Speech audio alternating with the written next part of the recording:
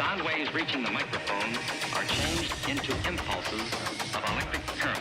No need to worry about your pre-recorded music tapes being accidentally erased. It can't happen. Well,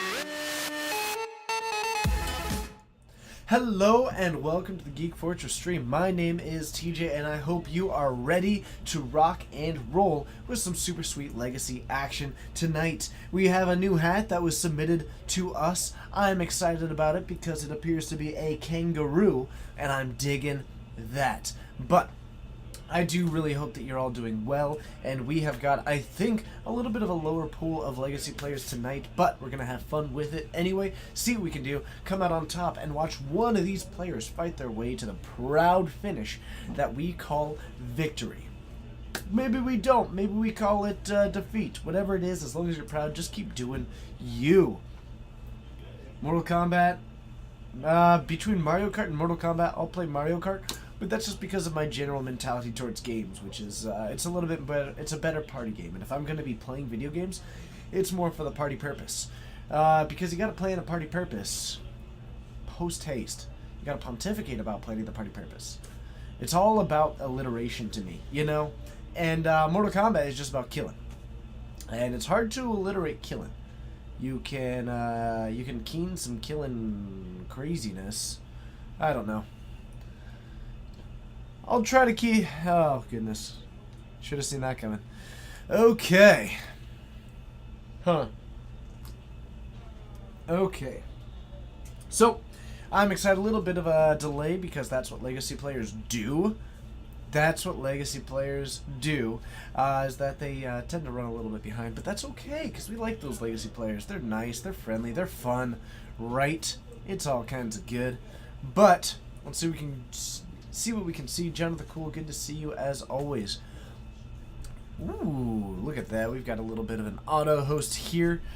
But, we are coming off of course, some of you may remember last Saturday we had our Legacy GPT sneak and show, winning it, going to the finish. Now, you may or may not realize that we have got Batu Sai with the sub! Thank you so much. You're amazing and awesome. I love it. Your name is great to shout, and your support is hugely appreciated.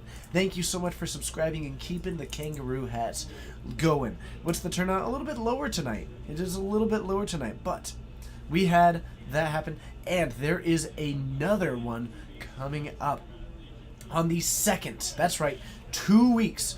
2 weeks from today, we will not have our regularly scheduled start. We will be starting a little bit sooner. We'll be having the final GPT. The final one. The final GPT here at Geek Fortress. It's going to be Legacy. And I know that you're a fan, and I know that you're a fan. And all of you fans need to be here at that time. Check your watches, because it's important. So, you go ahead and hang out, and we're going to be firing off the Legacy GPT on a Friday, I think. I should probably confirm this. And having some fun with it. Should be good. Should be great. This kangaroo's excited. It's pumping up the jams right now. Getting that rock and roll going. Game day at your local store, but it's standard. Most game days aren't they? But I don't know. Standard's pretty. I feel like the standard is certainly more interesting now than it has been previously. We're gonna open up this door and see what we've got. Nothing quite yet. Coleman is going to be our correspondent on the field as these Legacy players line up and get ready to play. Did I have a good time hanging out with Mom? I did. We had some delicious dinner. My brother and his girlfriend were there. My dad was there. And it was just an absolute delight. My brother met someone for the first time ever who shared his name, our waiter. Okay, got it. Yo. I got your round one for you. What else we got? Hey, yo, what up? You got Dylan facing the wall, Okay. and you've got James on the other side. Is this going to be Grixis Delver? This is Rug. Rug Delver up against Storm? Yep, James wants it known that if he loses, he lost to his own deck, and definitely not because Dylan's deck has a great matchup. I think we all assume that James lost of his own doing. Yeah. We've come to expect that from him. I think so. I think whenever James loses, it's entirely James's fault and no one else's. Yep. Yep, I think that's fair. Just want to put that in the chat. Okay, that's fair. Yeah, Yeah, now we can okay. accept that. Cool. No problem. Very cool. What's up, To Be Named? It's good to see you. You're eating some lemon pepper chicken and pasta with garlic butter sauce. That's amazing. Happy birthday, Seraphir. Everybody, it's Seraphir's birthday, I believe, today. And I hope that it has been amazing. Sarah's better. Haven't seen. That's fair. But let's head on down to the field. It's time for round one, everybody. Are you excited? I'm excited. We'll see you there.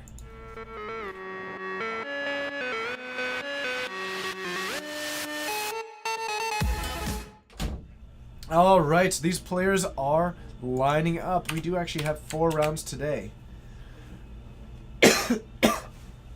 Whew. Let's see what we can do. TJ, please. Why TJ, please? TJ, please. I've got my wonderful co-host here. It was yesterday. You're right. I'm sorry. Days are blurring together for me. Seraphir, happy belated birthday. Happy belated birthday. When I stream every day, the days start blurring together for me. So I honestly thought that it's been the same day for an extended period of time. So I apologize. Happy belated birthday. I hope it was incredible. It's Friday, isn't it? Oh, goodness. Thurlek, it's good to see you. I saw you on Reddit, and I told you that I recognized your name, and right now I'm proving it. I recognized when you followed, I recognized you there, and it's good to see you here. So, these players lining up, Storm versus Rug Delver. Rug Delver having a phenomenal advantage in this matchup. The plethora of counterspells, having the ability to, yeah, it's going to be a pretty good one. Dylan playing down a quick early threat to apply pressure, and then just stopping James from going off is going to be a pretty useful tool. Let's see what else we can do. Was James on the play? Because that will be a big edge for James. Dylan, oh no, Dylan's on the play. Okay. Dylan being on the play. Didn't know you would get to tune in today. Normally you work on Friday nights. Oh. Are these proxy legacy or legit legacy? We do allow 15 proxies. Both James and Dylan, I believe, are not running any of them. So I believe this matchup is legit, but we do allow 15 proxies in our events just to try and help grow the community. Used to be full, like any number allowed, and now we're reducing it down to 15 and eventually moving in the direction of that. Okay. Working on Friday nights. You gotta work hard for the money. That's what I hear. I heard that in a song once. I was dancing, and anytime that I'm dancing, I retain things significantly better. It really confuses people at work and also at school. It was a bit of a hindrance. They weren't big on my dancing. But luckily, I didn't grow up in the town in Footloose, so I didn't have to like go punch dancing in a barn. Why the rule changed? Because it was getting abused.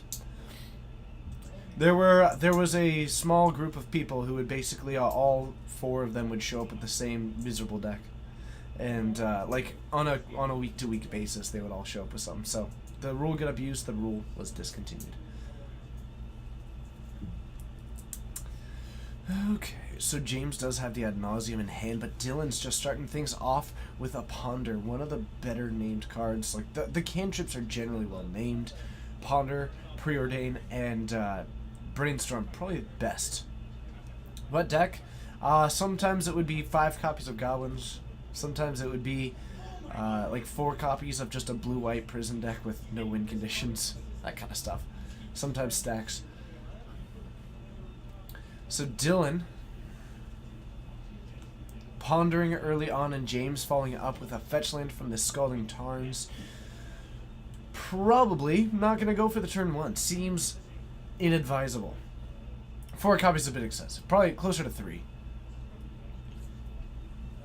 Closer to 3 to 4 copies than 4 to 5. And a Daze is going to take down James's Ponder. Dylan liked what he had going on. Dropping down the Volcanic Island. No threats yet. We do see a foreign Brainstorm coming on down. Taking a look, we do have Lion's Eye Diamond. We do have Gitaxian Probe, Duress, and Ad Nauseam, Infernal Tutor. So the Infernal Tutor combines really well with this Lion's Eye Diamond. And that Duress is going to be a nice way to probe, even though Probe is also in the deck, Dylan's hand for a Force of Will or a Daze, something like that might actually inhibit him. So we might see James kind of go for the slow and steady. He's also lacking a black mana source by the look of it. That Scalding Tarn early on, going for just the island was definitely dangerous. But against a deck that is running Wastelands, you gotta do it. Tropical Island coming on down, playing in a Delver of Secrets. The clock has been established for Dylan. And we have got a Lightning Bolt, which put James down to 16. Dylan just taking his shots whenever he can. We're going to go down to 14 for this probe, and we see Brainstorm, Stifle, Force of Will.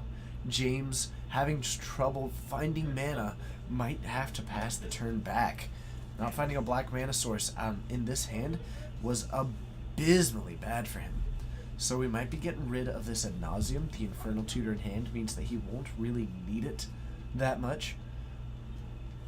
And we're going to fire off a Brainstorm, see what we can find.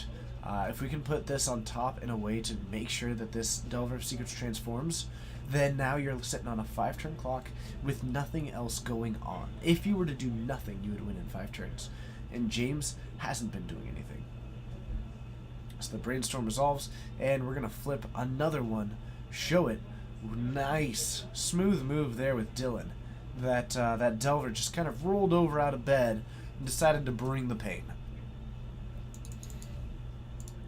So, James down to 11. Dylan comfortably at 20. Not even firing off a fetch yet, and not really having a way to get out of this Brainstorm lock, but probably feeling fairly confident without it. James preordains this. Do you keep the Gitaxian Probe on top? You don't. You just hope for the best, you hit a black card, and you pass it back. We are getting into the realm of having to discard, and this is not good. You're here for Legacy? That's wonderful. I'm here for Legacy, so I suppose it's good that we're both here. We're going to attack for 3. James, this mana base continuing to struggle. Going for that island early on off the fetch was just problematic. Rugdelver splashing black better than Grixis Delver splashing green in Legacy? Or do you not bother with splash? Rugdelver doesn't really bother with the splash. Grixis Delver bothers with the splash purely for Abrupt Decay. And also for Deathrite Shaman. But also because it's running Deathrite Shaman, the splash is significantly easier. In the Rug one, you aren't running Deathrite Shaman, which means that the splashes are not nearly as free. So, it's not really worth it. You're just a little bit more all-in. You've never played Legacy. You haven't even played Modern. Ooh, well, welcome. You were tempted to go to an Open in Charlotte in June, but it doesn't look like it's going to pan out. Well, I'm sorry to hear that. Hopefully something does pan out for you. I know, like, the Vegas is coming up. There are always tournaments around. I hope that something does pan out for you, because if it's something that you're interested in, I would highly recommend going to one. It's a very cool experience going to a big tournament. A Lotus Petal might be what we're looking for James, but you do have to remember that you are going up against at least one Force of Will that you know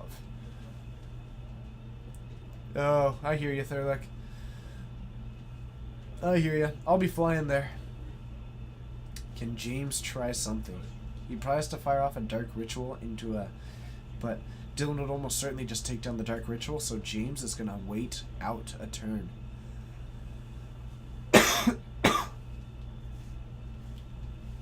And we're going to double Lightning Bolt. Down to 5 with the Delver of Secrets. James picks up the cards. The mana never got there. Dylan firing off 2 Lightning Bolts to close out the game, only dropping 1 life point that whole game. Dylan's aggression was phenomenal in that game. James struggled hugely on his mana base, and Dylan came out on top, but James is going to get on the play in this game too. Whew. Legacy is so great, the most fun you've had playing Magic, but with top end you're aww. Thoughts on Maverick? Maverick's cool. I guess what are you looking to do in Legacy? Because there's a lot of things to do in Legacy. So if there's one thing that you find that you enjoy, then really start focusing on that, because Legacy is a format in which, especially because you aren't looking at a format which is A, clearly defined right now and it's kind of meta, and also doesn't have an enormous tournament structure to really force like the top decks to be the top decks, then what you can do is basically find what makes you happy in Legacy and play that. And if you get really competent and skilled with that deck, you can go pretty far. So if that is what you enjoy doing, then I would recommend that one. Is 10-land Stompy viable still? I honestly could not tell you. Hopefully someone else in chat can answer that one. 10-land Stompy. Looks like we are going for some Empty the Warrens. That way we can only go for a smaller storm count. Not be as vulnerable to what Dylan is doing. And just kind of go for a little mini storm. Make a ton of 1/1s. And Dylan, unlikely to have phenomenal answers outside of that, except for maybe a rough and tumble. The rough half, able to deal 2 damage to each creature without flying. Okay, the thing about Legacy is it's more pilot dependent than other formats, which is great. Allows decks that are considered bad to be good. I think that's pretty reasonable. I think that the older that you get into formats, that certainly grows truer. And I think that part of that just has to do with the expanded card pool means that 1-card swap outs are significantly more justifiable based on personal preference. In Standard, the best card is often the best card, but in Modern, that starts to blur the line a little bit as your options vary in what might be the best tool for the job. And in Legacy, it only gets even greater, the amount of flexibility that you have in kind of your toolbox, if you will. And then you take that to now once you start looking at individual interactions from that initial card pool, then you start looking at the ability to be a player that understands how these different things could potentially come together in a synergistic way. So it's definitely like the older that you get in the formats, then certainly some of those distinctions become more prominent. What kind of storm is James playing? He is playing Ant. It's Ant. So Ad Nauseam Tendrils storm. So a pre-order in here, and we're gonna drop into a Lotus Petal. We have got some Cabal Therapy. Probably gonna use that to try and take away the hand disruption. And we are gonna fall. Ooh, there's a surprisingly good amount of lands in this hand. James unable to go for a basic swamp off of this. Finds 2 cards, but with actually he has the Lion's Eye Diamond in hand, so this Infernal Tutor might be what we're looking for. And it looks like it is. So, kicking it back, Dylan goes for a fetch land here. James holding back his own fetch, maybe waiting to make sure that his hand can go off flawlessly, especially considering that Dylan is not running hand disruption. Blue source here, and we're going to go for a Ponder. We know about the Infernal Tutor, Cabal Therapy, and we might end up going for a Shuffle here. We do have another Infernal Tutor in hand. Having 2 of them is a little bit redundant. The Cabal Therapy, we already have one in hand, a little bit redundant, but we might want that Ponder enough. And it looks like that is the case. We are going to fetch here, fall to 19, and we might be firing off this other Ponder just to take another look deeper and maybe go for a Shuffle. But he took the Ponder, and with the fetch land, the top 3 will be different. So now he gets to look a little bit farther into the deck and look for whatever kind of combo piece he may need to finish this out, whether it's rituals or maybe a way to just, I don't know, a little bit of resiliency, probably what we're looking for.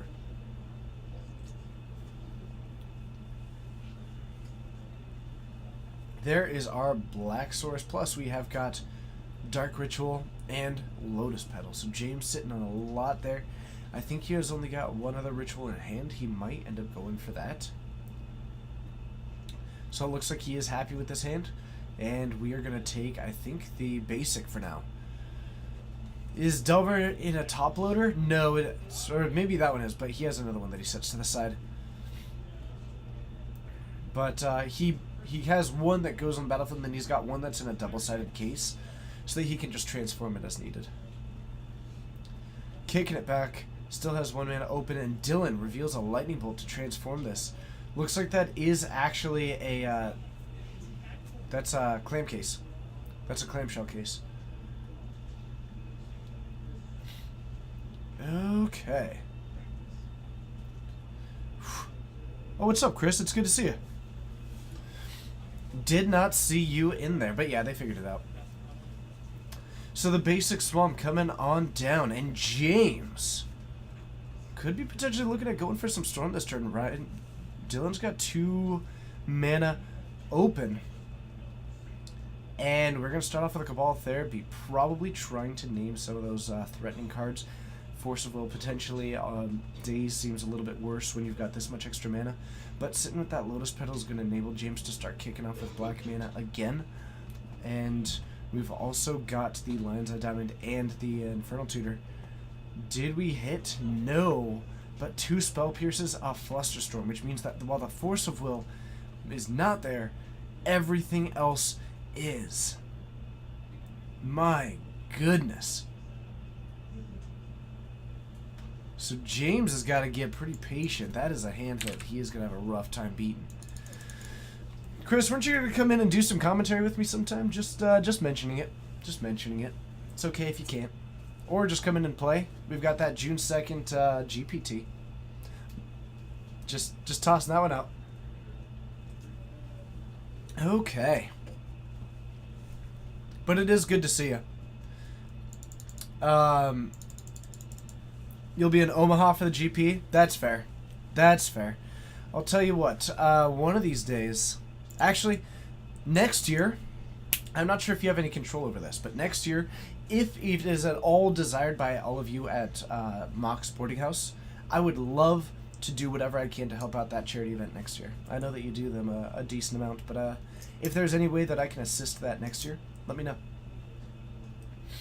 So, a couple of Lotus Petals in hand, some extra mana floating around. Can James do this? Looks like he's running through the math right now, but through 2 Spell Pierces, or you just force him, because if he goes for the 2 Spell Pierces, then he can't fire off the Flusterstorm. So it's probably just 1 Spell Pierce and a Flusterstorm. Needs to come up with his own answer to it. He's got a Duress in hand. We might see him fire that one off first, but what do you end up taking? Because if he fires off the Spell Pierce, then maybe you're willing to pay that for this turn. But you're at 7, which is a really risky place to be against this deck. So, I wouldn't be opposed. Ooh, and he is just okay with it. So, Fluster taken away.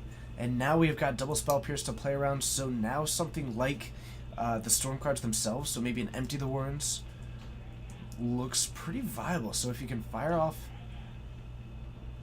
Problem is he could play a Ritual, but he would have to pop one of his Petals to get Dylan to double Spell Pierce it. Doesn't seem very likely. And even if he were to do that... Stifle a Storm still? Good point. Good point. Man, Jim's in a rough spot in this game. So we're going to fire that one off. Dylan looks to be letting it happen. Storm count to 4 at the moment. And Past in Flames Duress the Stifle. Seems like a line. James still relatively new to this deck in the grand scheme of things. Only been playing it for about a month or so, I think. Maybe a little bit longer. So it'll be a tricky line for him to maneuver. And Storm is such a puzzle kind of deck. Blue-white approach or mono-red aggro? Ugh. I mean, my vote is always for the mono-red aggro, but the blue-white approach sounds pretty cool. Alright, and we are firing off the Infernal Tutor. We still have the Lion's Eye Diamond. And we're actually going to activate that one as well. So, going for the red mana, which means that we are almost certainly going for the Past in Flames here. 7 mana total available at the moment. Plus the 3 lands, which means that James has got a lot to work with right now. Finds the Past in Flames. Likely going to be putting that one in hand. And then casting that. Paying 5, Storm count up to 8. Can you Duress the Stifle, then Infernal Tutor for the Empty the Warrens? Or I guess the Tendrils actually might be enough. It can... I'm not sure if you have... Let's see. You have all these rituals as well. So if you cast this, then you get your rituals out. Then you can Duress the Stifle. And then you can Infernal Tutor. And find either Empty the Warrens... Probably Tendrils, though. Because your Storm count at that point will be more than enough. Even after a couple versions of it get Spell Pierced. True, the Therapy also looks incredibly good against the Spell Pierces. So, firing off one of these Dark Rituals. because James has got these untapped lands, if he does try and Spell Pierce it, he can pay for all of it and be left with one singular black mana. So this might be the time to fire this off without another... Oh, there is one other Dark Ritual in the graveyard, I think. That might be the Cabal Therapy, actually. So we're going to go for the Spell Pierce here. Storm Count rising. James might be in a slightly rough spot at the moment, but we are going to pay for it that way. Let's see if we fire off the other one. And we are. I think we probably could have fired off the Cabal Therapy before this Dark Ritual.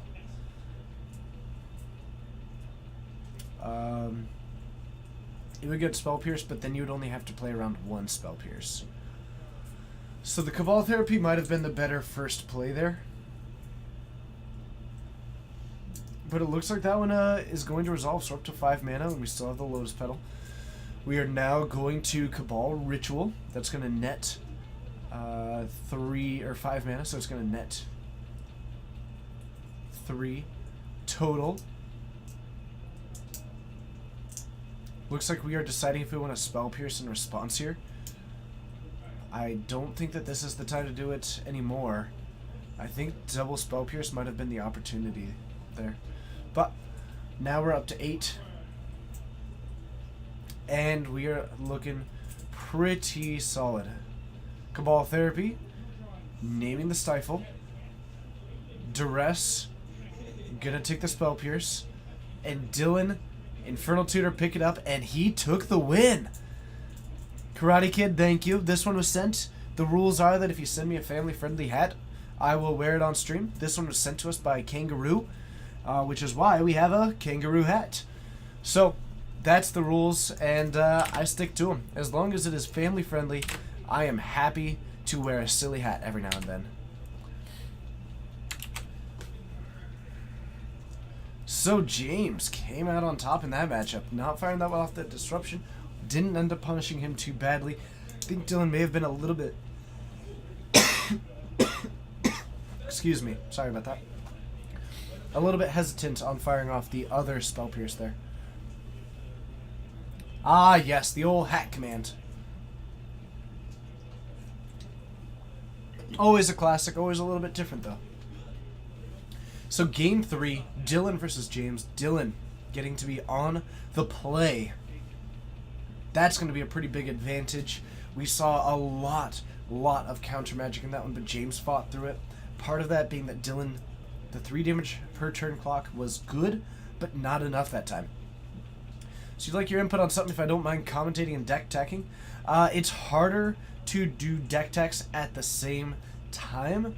That would be a lot easier to do on my home stream, but the chat here is wonderfully friendly and incredible. If you do want to toss it in there, there's a good chance that the people in chat would be able to assist you. But doing a deck tech while doing commentary is exceedingly difficult.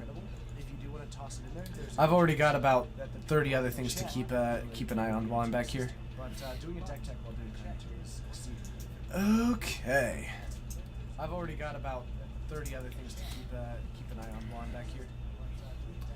I'm not sure how this started. I think Bryce started this game for me.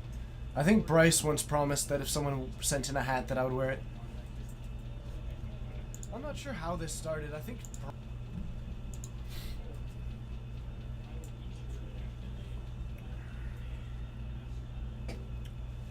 I fixed it. I didn't realize it was there.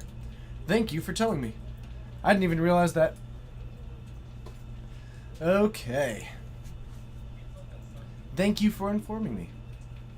I appreciate that. We don't have sound coming out of here, so I can't tell those things. That's so tragic, the real Arsenal. Oh, no.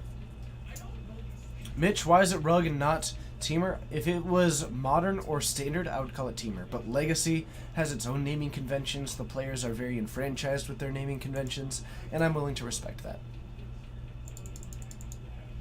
That's incredible, the real Arsenal. Thank you so much for that gesture, regardless of what happened with it. That's incredibly kind of you. I appreciate the gesture all the same.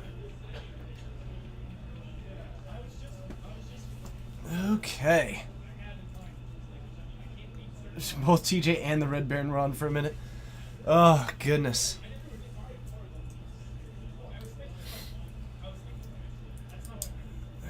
Okay. But yeah, I am all about Teamer and all the new deck names, or the new names for those 3 color tribes. But okay. We miss you, Echo.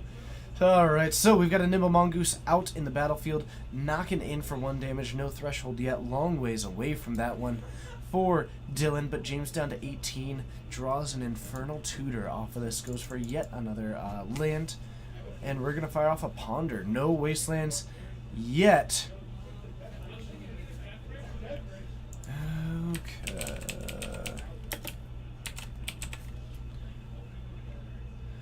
So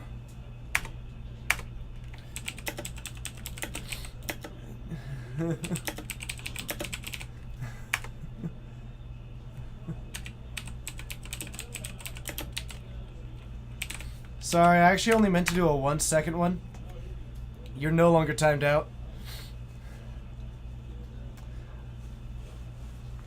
You are no longer timed out. Only meant to do 1 second there, just to clear it out of the chat. But mostly don't do it if it's unnecessary. It's reasonable, but to just do it like that is unnecessary.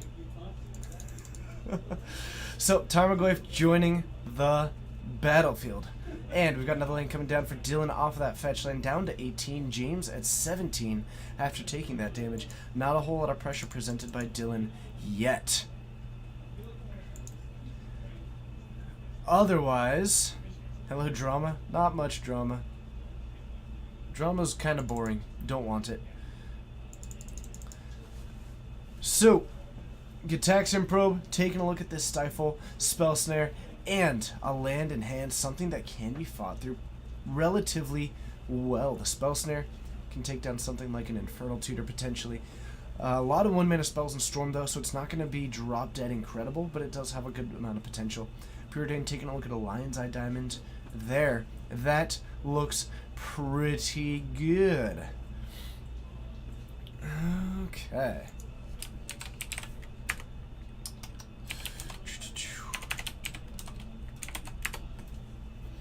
Ooh, is that a strawberry? Was that a short? Is that a Sour Patch Kid? Dang, that's awesome. What up, Sour Patch Kid? You were delicious back in the day. You are likely still delicious. I just don't eat that much sugar stuff these days. Okay. Oh, that is pretty cool. That is pretty cool. Is the third card a Dark Writ or a Duress? That is a Duress. So, we've got a Ponder here. We see Mountain. We see Cabal Therapy. And we have got a Lion's Eye Diamond, firing those ones off. And I am getting a call from my dad. Hi, Dad. I'm doing well. I'm streaming right now. No, it's Friday night, so I'm here like I am every Friday night. It's good. I am on camera, yeah. Okay, I guess I'm not. So, I think I did. So a Duress comes down and takes out the Spell Snare from Dylan's hand. Yeah, I think I did find the hardware for it. Let's see here. 3 people now have said hi to you. Oh, 4, 5. 5 people have said hi to you now. And we have got a Tarmogoyf and a Nimble Mongoose coming on in. Oh, 6. Someone said hi, Papa Rogers. Oh, they can hear you. We know that you're Tom Dog 84. It's a good name. So, we've got a brainstorm here from James. Do you want to say hi to everybody? Here, say hi to... Say hi to everyone.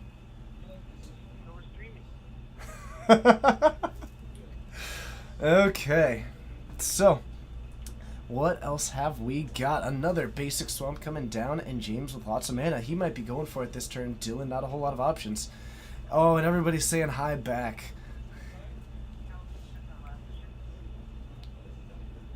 No, you had 2 bags of chips. I just relieved you of the problem of having to empty 2 of them. So, 2 Lion's Eye Diamonds coming down for James. Storm count up to 4. And, yeah, I should be able to. I can bring that by. I hear you. So we gotta play around this stifle. That's gonna be a pretty tricky part. Okay, I love you too. Bye. So, we are going to see. He could crack these Lion's Eye Diamonds to cast the Infernal Tutor, get the Past in Flames, duress the Stifle, and then try and cast the Tendrils out of the graveyard. That could be a viable play. That could be an interesting way to go about it. Interesting. Sorry about that, everybody. Multitasking. In action. Ooh, and it looks like that might be what we're going for.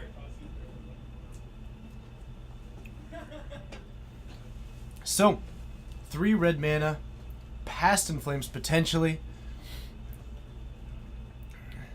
Aw, good. My dad actually says, yes he does. Yes he does. He's a sweetheart. He's a good guy. My parents are both pretty great. Okay, there's the Past in Flames. Ooh, James looking at a line pretty similar to what I think was I was saying. Not a ton of rituals in this hand, however. So we're gonna fire off another one of these. What are we doing now? Another Lion's Eye Diamond coming down. We can cast cards out of the graveyard. Oh, now this is interesting. Popping the Lion's Eye Diamond. Now we've got 3 black mana. So was able to just turn that into an extra mana. And now can James make something happen with this? Gitaxian Pro here looking to draw a card. Going down to 9 in the process. And I think what we're looking for is just some more rituals or something in that realm. Can you not stifle the LED? I do not believe so. I think that's a mana ability. And we do find a dark ritual there off of the Ponder. So, went for the blue mana with this Lion's Eye Diamond. Gets that one, draws into this option. So are we looking for a pedal? I think we are looking for a pedal. And we are going to shuffle this up. I think James is just trying to dig for a pedal for the black mana. This strikes me as a relatively risky line. Huh. And we are not seeing it there. James may be struggling on this one. I think going for the Lion's Eye Diamond that turn to try and get that one did not quite work out how he wanted it to. Last mana here. We do find the pedal. So the pedal now live. Wow. Pedal comes down. Storm count 11. Dark Ritual. Oh! Are we getting there? The Duress takes it down. Tendrils finds the pedal. James takes it down in 3. Whoa! The last cantrip finds the pedal. Whoa! James playing on the edge. And this edgelord just got straight into round 2 with a win. My goodness. Oh! Sometimes lucky. That was great.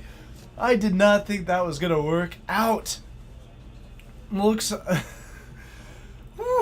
looks like Maeve's got some competition for the resident edgelord because James is living on it. Oh, that was Fantastic. Fantastic.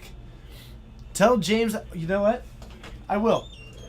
Hey James, Atomic Panda says that they're proud of you. Atomic Panda's amazing. Yeah. He says thanks.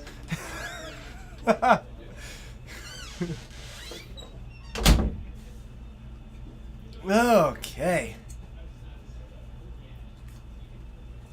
Also, oh, what's up, support? Good to see ya. How you do? Thank you for the kind words that you said about me on Reddit. It was nice of you. I appreciate that. So, let's head on up to the booth and see if there's any more matches to be seen. How does Storm do against Death and Taxes? Probably not super well. Thalia seems like a house. It's funny because Modern Storm seems to have an easier time going off. Yeah. Yeah. I hear ya. Man, Thalia's so good. Thalia is so... Here, let's head up to the booth and we'll talk more.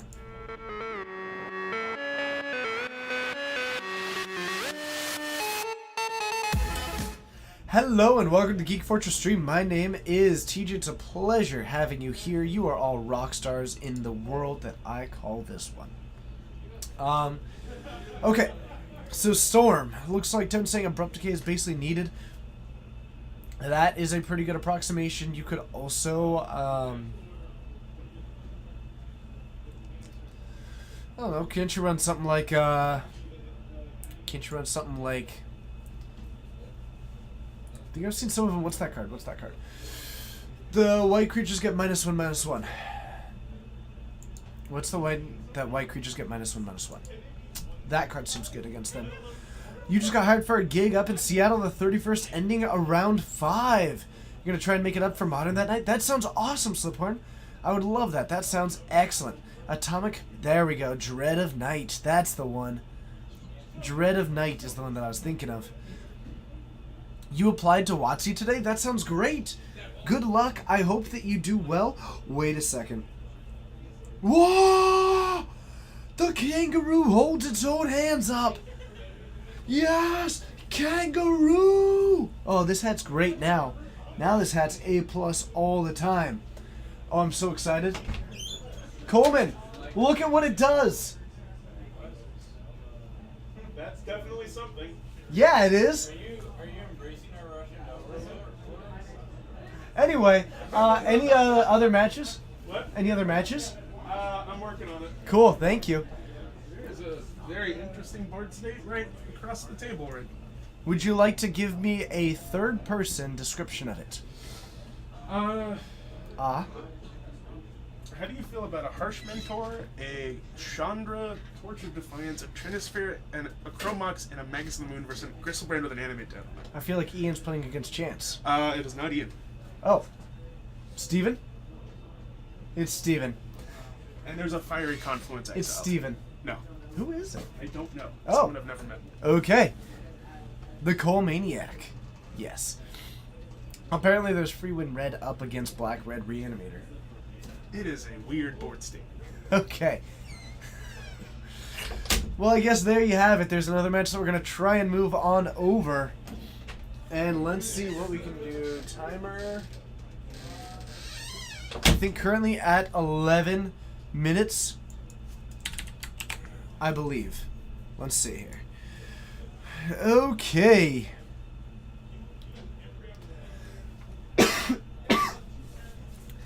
Okay. Yeah, we're trying to avoid them. Man, this hat's so great. It does so many things now. I can stay warm. I can stay cool during the summer or warm during the winter. It's got options. It's got options, everybody. Thank you so much for joining. This is the Geek Fortress stream. If you haven't yet, be sure to hit that follow button and join us more in the future. If you're wondering about this slick, stylish hat, it's because if people send... There's a standing deal that was put into place for me, I believe, by Bryce. I don't know. Someone. That if you send me a family-friendly hat, I will wear it on stream. And so this delightful kangaroo hat did arrive. I'm pretty excited about it. It seems like a lot of fun. And we're going to have some fun. So, if you haven't yet, hit that follow button. Join us more in the future every Wednesday, Friday, and Saturday. Working on getting some standard streams back. So keep your ears and eyes open for that one. Plus, we do occasional side events of like those GPTs, PPTQs, that kind of stuff. All kinds of fun. Also, if you want to go the next step, if you want to escalate your level, if you want to take an escalator to the top, maybe you want an elevator because those are also pretty cool. Plus, they've got those sliding doors, and they're almost entirely made by Otis, a company that is particularly awesome. Anyway, the point being that if you want to ascend to that next level, feel free to join the subscription, which is pretty cool. It allows you to get some cool emotes, support this stream and what it does, and of course it lets us keep doing cool things. Let's see here. Watch my solo streams. I'm feeling the burn. Oh man. Want to go? I'm not sure if I can go pro competitive playing wise, but we'll see. I'd like to be a professional commentator though. Oh, by the way, Chris Van Meter, aren't you in here? If you ever have any advice for doing commentary for Star City, I would love your thoughts if you're still in here. Which day is the one that has Modern right after Legacy? That was Saturday that we did it. We don't do that every Saturday. That was because we had a GPT first. What time is the GPT on 6/2? Gonna command it. Check out geekfortressgames.com/events and it will tell you on there, I believe. But I can also just double check that in a little bit for you. CVM, the myth, the legend. Oh, it's the beard indeed. The beard indeed. Have I heard the Limited Resources podcast where Marshall talks about how he got into it? I have not, actually. TJ in the house. What's up, Boot? It's good to see you. How you doing? I hope you're living the dream because you are incredible in every single way. All right. So, what else can we do with this hat? This hat is incredible. Check it out. You can also punch things. So earlier, it was doing some of the gestures for me. It gets excited. Whoa! It does a little bit of this punching because I'm not much of a puncher myself. But it also can do the YMCA, which is exciting. EHutch112, thank you so much for that follow button. Tell that Storm player that's what's up, man. You got it. Is James out there? I'll tell him later. He's not right there anymore. I'll tell him that that's what's up, man. Man, everything about this kangaroo hat is great. Has Asfortold been seeing Legacy play? No. Not really. Not that I know of. I don't really think that card should see play in much. All good. Sorry, Tie-Dye Gamer. If I see him, I'll mention it. But I don't really think that Asfortold is that good, personally. I could be totally wrong. Free spells are always good, but I'm fairly certain that outside of Standard, the card is pretty awful. And within Standard, I don't think it's good. Maybe it is. Maybe it is. But I'm not really big into it. It can hold a fork and feed you. You're probably right. Oh my goodness. Everything about this hat is great. I should probably message Kangaroo and mention that I'm wearing it right now. Let's do that, everybody. Alright, everybody, help me write a message to Kangaroo. Let's see here. To Kangaroo.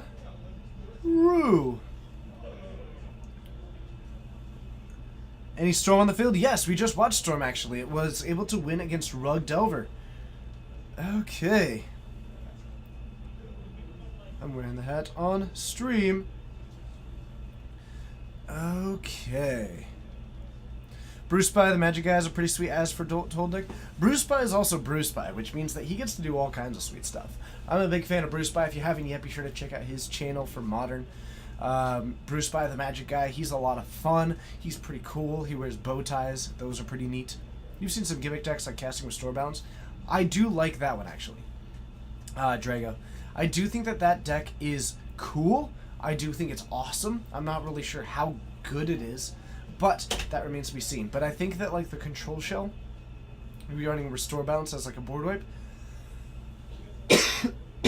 Excuse me again. It's probably like the best way to play it. I'm just not certain that it is the best way, or that's the best way to play a deck. So, that's not to say that I am guaranteed to be right in every way possible. It's 5 p.m. Man, I'm going to have to race here. I got off work at 4:30 that day. We might have to miss the first round or something like that. Okay, I don't know. We'll have to see what we can do. We will have to see what we can do. But thank you, everybody. We are getting ready for the next round. Should be up relatively soon. And, yeah. We'll play some Magic, you know? It's Legacy Night. I believe we've got 4 rounds of Legacy. We're only in round 1 right now, so if you're thinking to yourself, TJ, I just can't get enough of this sweet Legacy action, and you're doing all these facial expressions, and you've got your face going, and all these exciting things, right? It's happening. You're feeling it. You're feeling the emotion. Your blood's pumping. You've got all this stuff going on in your head, and this Legacy, it's in your brain. You gotta watch it. I've got good news for you. We've got more Legacy coming at you, shipped directly to you through the video scope, as the Macho Man Randy Savage would call it. But don't go snapping into a Slim Jim just yet, because that, I don't know, I guess, unless of course you have one, or you want to acquire one. Maybe. Okay. Legacy, be still my heart. My favorite format, says 5-Speed LA. LA is a pretty cool place. I like LA. My sister lives in LA. That's kind of cool. I do enjoy that city. It's fun.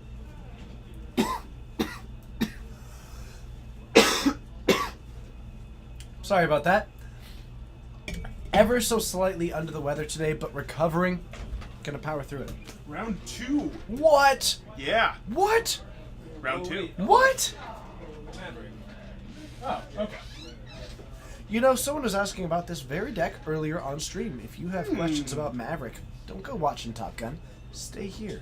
I actually had to deliver to a place at work today named Maverick. Neat. Was Tom Cruise there? You know, I'm pretty sure he was. Did you make an Iceman joke? Oh, you know I did. Cool. What do we got? Larry's on the wall. Uh-huh. Or no, he's facing the wall. Sorry. Okay. And I'm on the other side. Oh, it's against you. Yeah. Interesting. And, what are you playing? Small green creatures. Stompy. Cool. Yep. Prepare for some Rancors. Will do.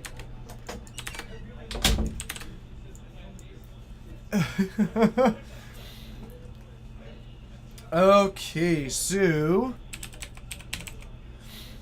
we have got Elves versus Maverick. Now, I highly suspect that Elves is going to be favored in this matchup. But there's really only one way to know. Only really one way to know. So, let's head on down. We'll have some fun. We will see you there.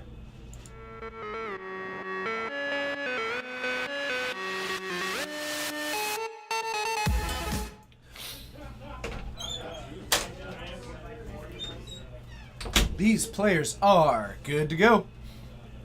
This is miserable for the old Maverick. Heyo, Elves. Rufio. Yeah, Coleman's probably going to be pretty favored here, but that's okay. Let's see what happens anyway. Let's see it anyway, because you never know. Coleman is always has the potential to lose. That's something that I've always learned about him. Is that the moment that you stop counting him out, that's when you should. So once you give him the free win, that's when he loses. We watched him lose to Triple Stifle last time that we saw him on stream. 3 stifles. How big is Geek Fortress? 1,000 square feet? Isn't this building like 1,000 square feet? Jiminy, you're great. Thank you so much for the sub. You're great. Thank you for being so amazing and helping support this stream.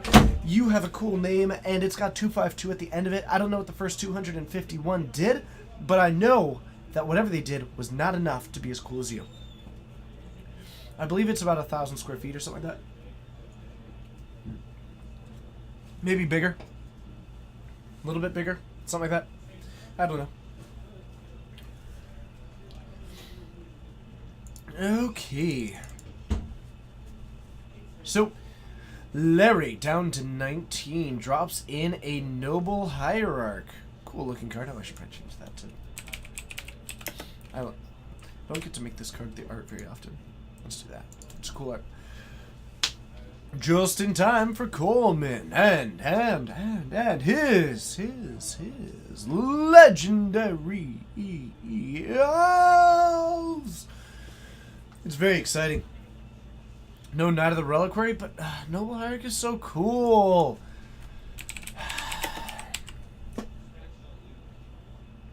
Dang it. Fine. We'll do that. No, Knight of the Reliquary. Okay, but the noble art, I don't get to use that often.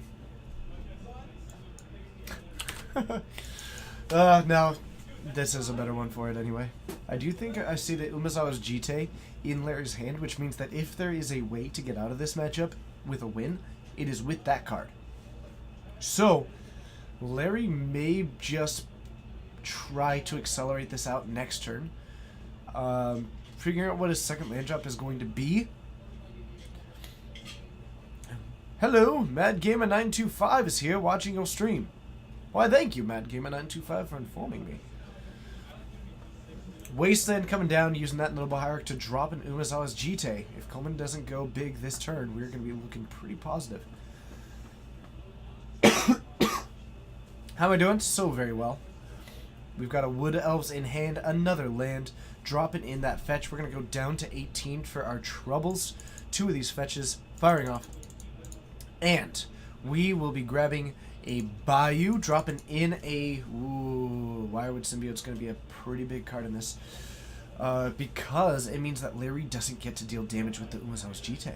He can actually attack in, have the Elvish Visionary block, and then return it to his hand. Which means that we're in a pretty precarious position if we're Larry. We need an answer to this Wirewood Symbiote before anything else. That is a very, very good card for Coleman to have on this board. Wirewood Symbiote. Probably one of the better cards in this deck. Is that a Miscup Bayou? No, that's a Proxy Bayou. We allow 15 proxies for this event. Wirewood Symbiote, return an elf you control to its owner's hand.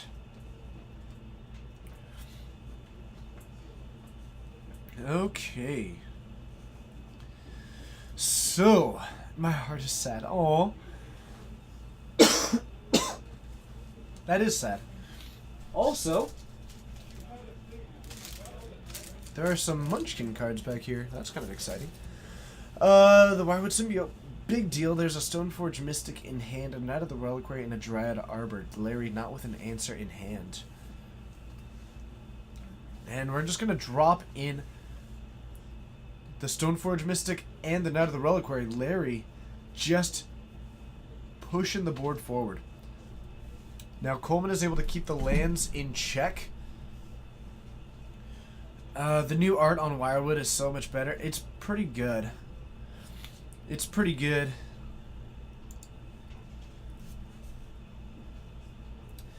John of the Cool, you know, fun fact. If your grandmother ever says great minds think alike to you, don't tell her that fools seldom differ. She won't like it. And then you'll feel bad. Just anecdotal advice. You know, a tip. Okay. I really thought it would be like, let me tell you the ending of that sentence. Not insult you. Taking that Knight of the Reliquary back to a 2-2. Heritage Druid joining the field. We're going to tap 3. And Coleman is getting ready to fire off. Bringing back the Elvish Visionary. We're going to cast that to untap. Is it story time? No, you pretty much just got it. And you fire off that one. Draw into a card. Natural order is the draw. Coleman can play out another one of these. Tap for 3 mana. And he hasn't made his land drop yet this turn. Jebediah, thank you so much. I'm digging that badge that you've got next to your name. Coleman does have the capacity to natural order this turn. And if he goes for a... I don't think that Larry can beat a Progenitus. The issue with that is that he will also not have the ability to beat it if, say, Larry equips to 2 different creatures. But having the Progenitus out might just be enough.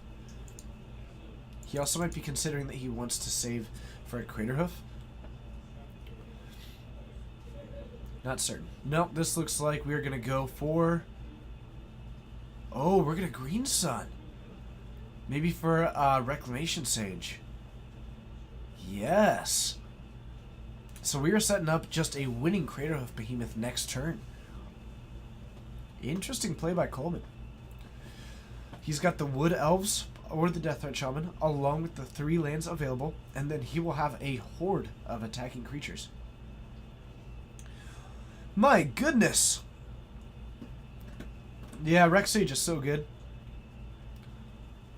A Dryad Arbor joining the field for Larry. We've got a Sword of Fire and Ice. And I think a Death Right Shaman in hand, but I can't... Or no, that's a Tireless Tracker, I think. Natural Order is such a fair card. Oh yeah, totally. Totally a fair card. Absolutely. Sure. Sure. Where's Pyroclasm? Yeah. That'd be not bad. We're going to jump up the equips here, but now... Oh, Coleman is just going to block. He is going to block with the Reclamation Sage, or just bounce back to his hand right now. But if he's just holding onto the win, he won't bounce anything. And I think he is. Yep. Woo! Woo! That's another creature. We're going to use the Wood Elves for it, and we are going to find the Craterhoof Behemoth, get a massive attacking board, and Larry is going to pick up the cards. Coleman takes game 1 resoundingly. That one. The Umezawa's GTA, not enough. A huge portion of this has to do with the fact that Coleman played that Wirewood Symbiote. That was what did it. Realistically, the deck should have Zealous Persecution in the board. Potentially.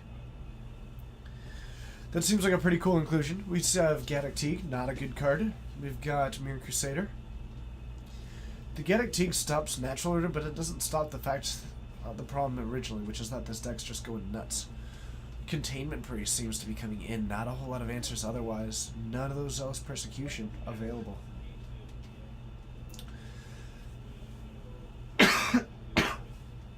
Do they ever play Golgari Charm? Probably. I could see that one pretty easily. I think they'd rather it stay in green-white, but... Okay, does he run Holy Day? Yes! I'll attack out Fog in Legacy! Fog. What? Yep, it's Holy Day. I would accept my losses. That's fine. I just got Holy Day in Legacy. I accept it. You move forward. You burn your deck. You change your name. You move to a different state. That's what you do. That's what you do. Golgari Charm kills Hierarchs. Excellent observation, Real Peaches. Fun fact, today I was supposed to make a label that said Peace, and I wrote Peach on it. I thought that was kind of funny. It probably wasn't, but, you know, I chuckled. I chuckled. Okay. So, let's see what we end up doing. Larry gets to be on the play for this game, too. Can he come up with something a little bit, well, better, for lack of a better word? Going for the turn 2 Umezawa's GTA, probably a good step. But we will see what else is going on. But to everybody who is joining, hello, my name's TJ. This is the Geek Fortress stream. I don't have a co-host tonight, but that is okay. We have got 4 rounds of Legacy action here tonight. If you haven't yet, be sure to hit that follow button. Join us for our 3 streams a week. And if you have the means, the inclination, and the ability to do so, please do do consider hitting that sub button. Means a bunch to us.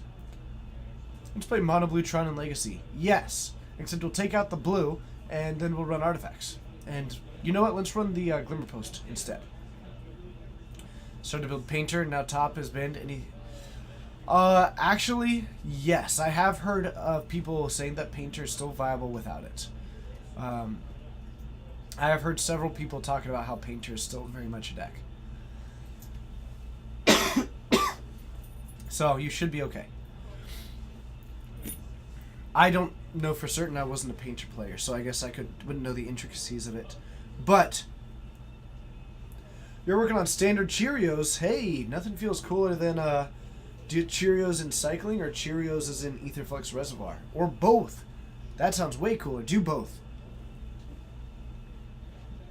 Now I can. Ooh, man, everything about this kangaroo hat is great.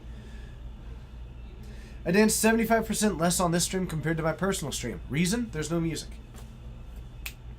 I do still dance though. The fact that there's still occasional dancing here, even when there is no music, is a big difference. Big difference. Reservoir, nice. I dig it. I'm thinking I'm just run through that luggage. One man's trash is another man's come up. Now I just want to dance. Oh, now I've got the dancing bug. I gotta wiggle it just a little bit. Alright, so, Larry, can we do it? Can we do it? Joe Lissette did it. I dig it. I dig it. Savaged, it's good to see you. You joined my stream for the first time yesterday, and now you're joining us here. It's good to see you. This hat was sent to me by a viewer. There's a standing rule for this stream, which was put into place by one of my wonderful co-hosts, which is that if you send me a family-friendly hat to wear on stream, I will wear it on stream. That's the rule. I don't know how it came about, to be honest. I just know that one day I got a hat. So that's kind of what I got. Why is it called Maverick? No idea. Hopefully someone in chat can answer. I don't have an answer for you. I'm assuming it's because it was a rebellious deck to play at the time.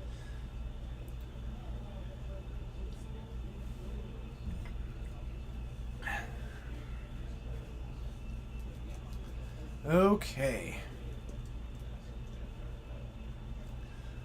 Oh, someone's name is Maverick. I don't know. That's legit. Best rules. Nice. I dig it. Okay.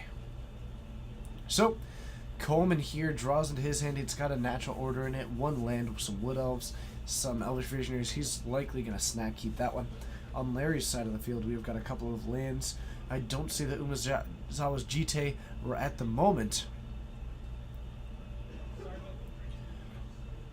Okay. Thank you, Sam. I appreciate that. I appreciate that information. So, how are we looking, Larry? Sorry. I was a little bit under the weather earlier today. I'm recovering now. Oh!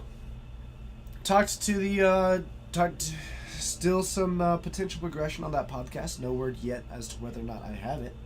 But the TJ becoming a part of that podcast is still moving forward potentially, or at least working its way forward.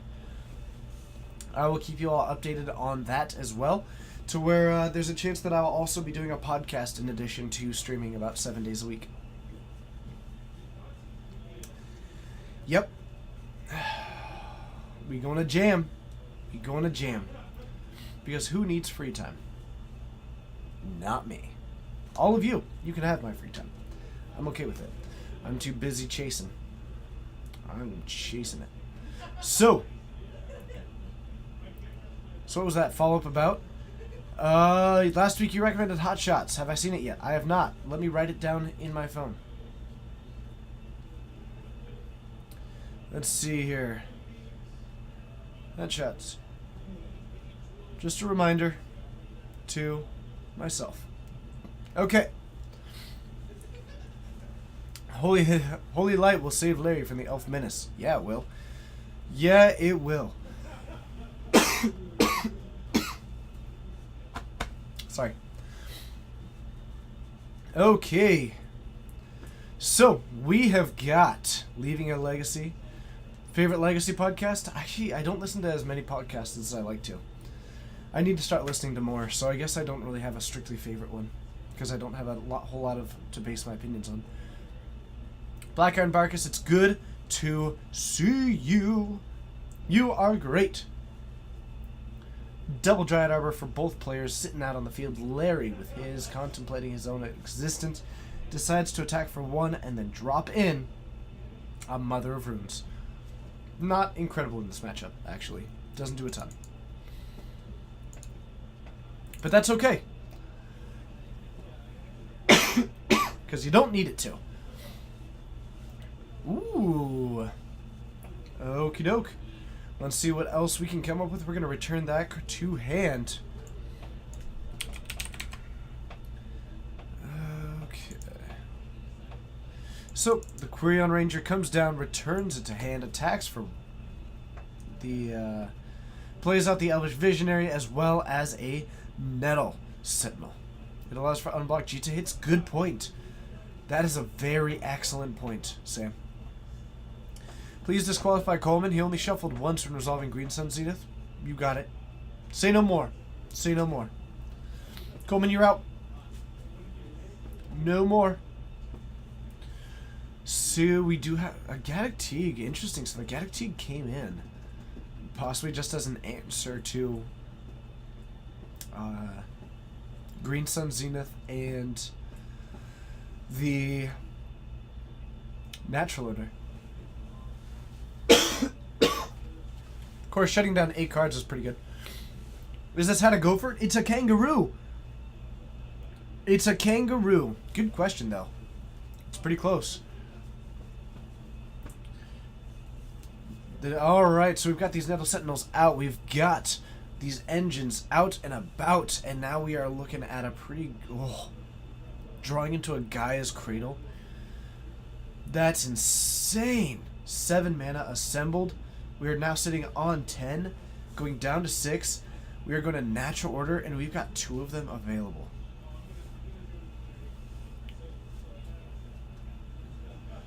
Two Natural Orders in hand. Play the Progenitus, then sacrifice the Progenitus to your own Natural Order. Do it. It's way cooler. And we are going to go for Craterhoof, I guess? Yep. Might as well bash. Might as well bash. Larry reveals the Gaddock Teeg in hand. And that is unfortunate. Turning some critters sideways. Can we stop it from Larry's side of the field? Not really. No. No, we cannot. Larry picks him up. Coleman takes it in 2. And Coleman is going to move on forward and try and find us another match. I will see you all up in the booth. Let's get ready for some more. Ooh, we might get to see the sideboarding. Looks like the Progenitus might be in the sideboard these days. Oh no, did he take... Okay. Looks like that was the sideboard game plan. Alright, everybody, I will see you up in the booth. Let's see what else we can get.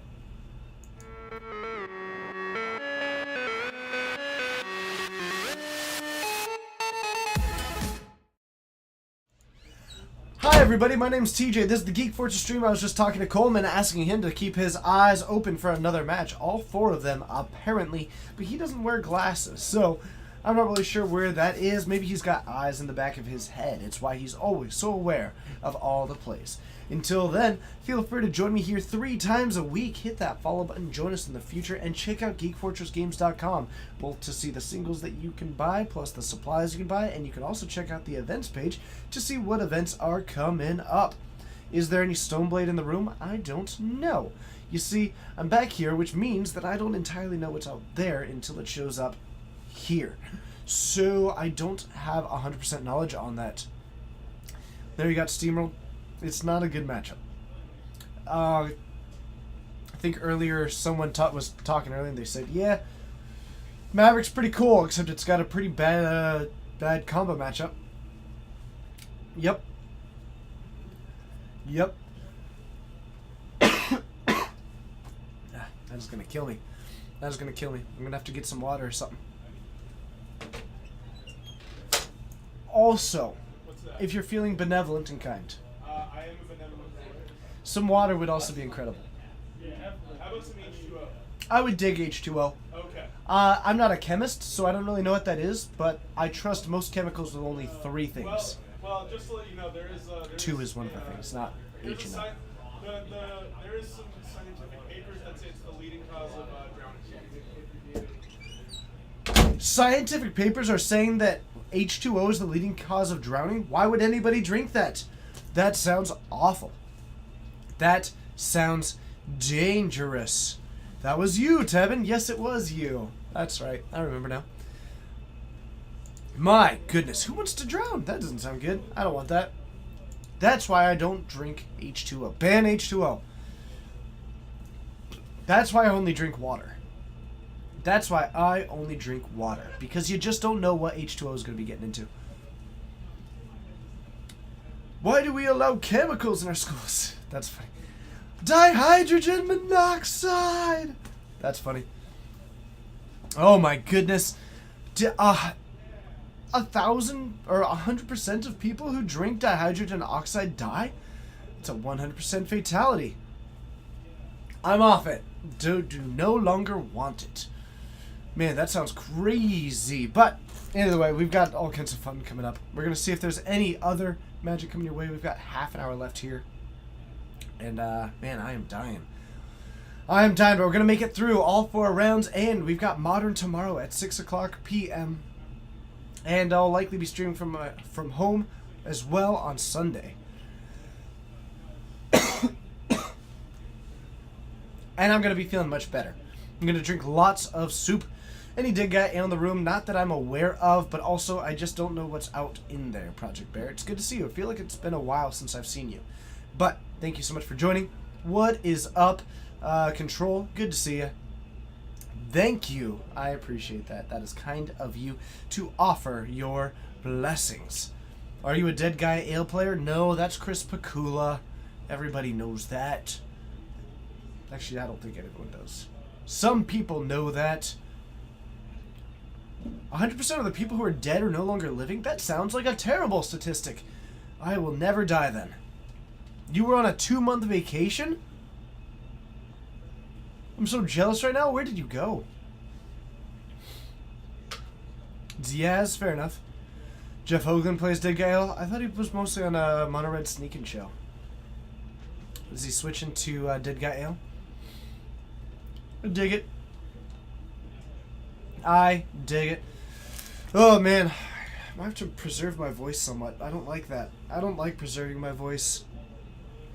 85% of statistics are made up on the spot? I'm not sure if that's true. He runs Gideon of the Trials? That's sweet, actually. I did hear someone talking about running that. There you are. This is going to come with Thank you. Surgeon General's warning. Because he's a doctor. I figure a doctor has to check everything. Does it have a surgeon? Oh, no, that's the Sturgeon General. That is the scourge. It says I swim in this. Yes, it did. I had to make sure you're checking your water. Huh. Yep. Odd. Okay. Interesting. Why did the lights just get brighter? I don't know. But now I gotta play with the settings on our camera real quick.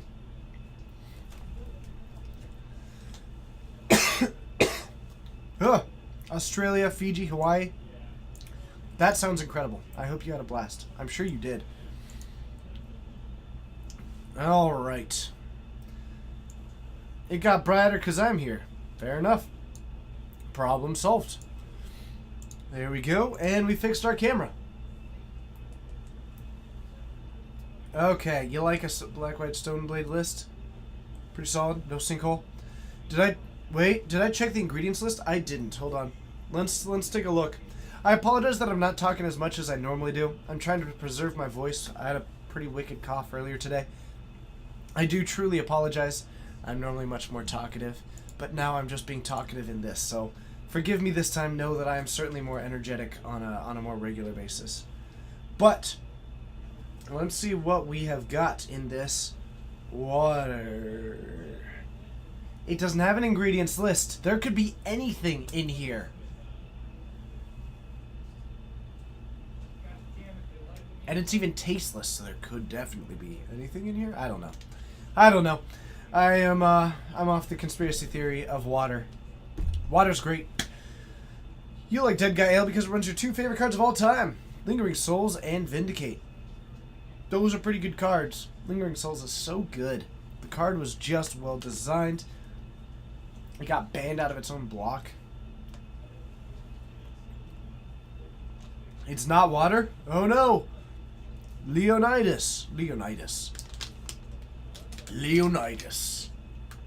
and his 300 Spartans, and he let out a roar like a lion when his beard, man, best part of the entire movie 300, the fact that his beard is so chiseled that it moves like 3 inches per word.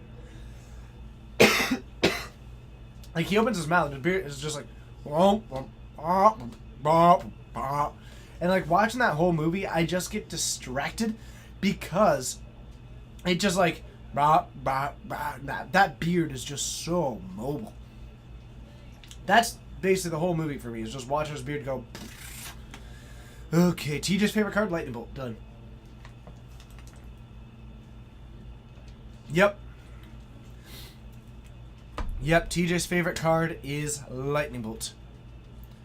Not close. Let's see. The Kick into the Pit. That one's good too. But his beard is just... It's crazy. I love it. I think it's just great. And now next time that you watch that movie, you're just going to be like, man, it's awesome. Sorry. I'm just saying some nonsense right now. I'm trying not to talk too much because I am just killing my voice. But we're going to fire forward anyway, because that's what we do. We move forward, we take steps into the beyond, and we keep on moving. Plus, we've got more Magic coming your way. We're currently in round 2. It says round 1. You just won first round of a Vintage Cube with Mono Red. I am proud. That is awesome. Congratulations. Mono Red is so much fun to draft in Vintage Cube. Is that on Magic now? I actually didn't even realize. I totally didn't realize that Vintage Cube is back. I don't know. Huh. You gotta go watch... Oh, man. My favorite card is Since's Divining Top. That's a great card to be your favorite card. That's a cool one. You think the designers don't think of other formats when making cards? Treasure Cruise, Dig Through Time, and sometimes they need ban. Karate Kid, you're absolutely right. They don't. Because, like, if you think about it, all those cards were good in their given standard. Like, Treasure Cruise and Dig Through Time were fine in standard. So, I like that design philosophy because it allows things to break into Modern and Legacy, and bans will eventually or occasionally happen. Bans in standard are unfortunate, though.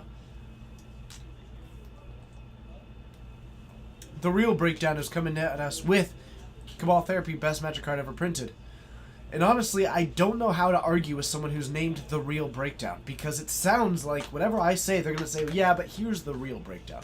And I'll say, you got me. I can't beat that. So I really got to give that one to you. Yeah. Oh, well. The longer rotation is what Rune Standard... The longer rotation is the best standard that we've had, and since the cards that have been in rotation. I'm not sure if that's truly the cause. Granted, Caveat. I love Wizards of the Coast. Their product is incredible. They have created possibly the best game ever made. Arguably the best game ever made. However, one thing that I do disagree with was changing back the rotation. I think that there were a lot of variables at that time. Standard alone has a lot of variables. They changed the rotation. They changed... there was just a ton of things happening, right? All at the same time. Is that a groundhog? It's a kangaroo. It's got these fists, too. They had all these variables, and then standard attendance dropped massively. Standard was done. And I think that they looked at the situation, they thought, well, what changed? And in reality, there were like 30 different things that changed, and what they pinpointed as what ruined it was the rotation.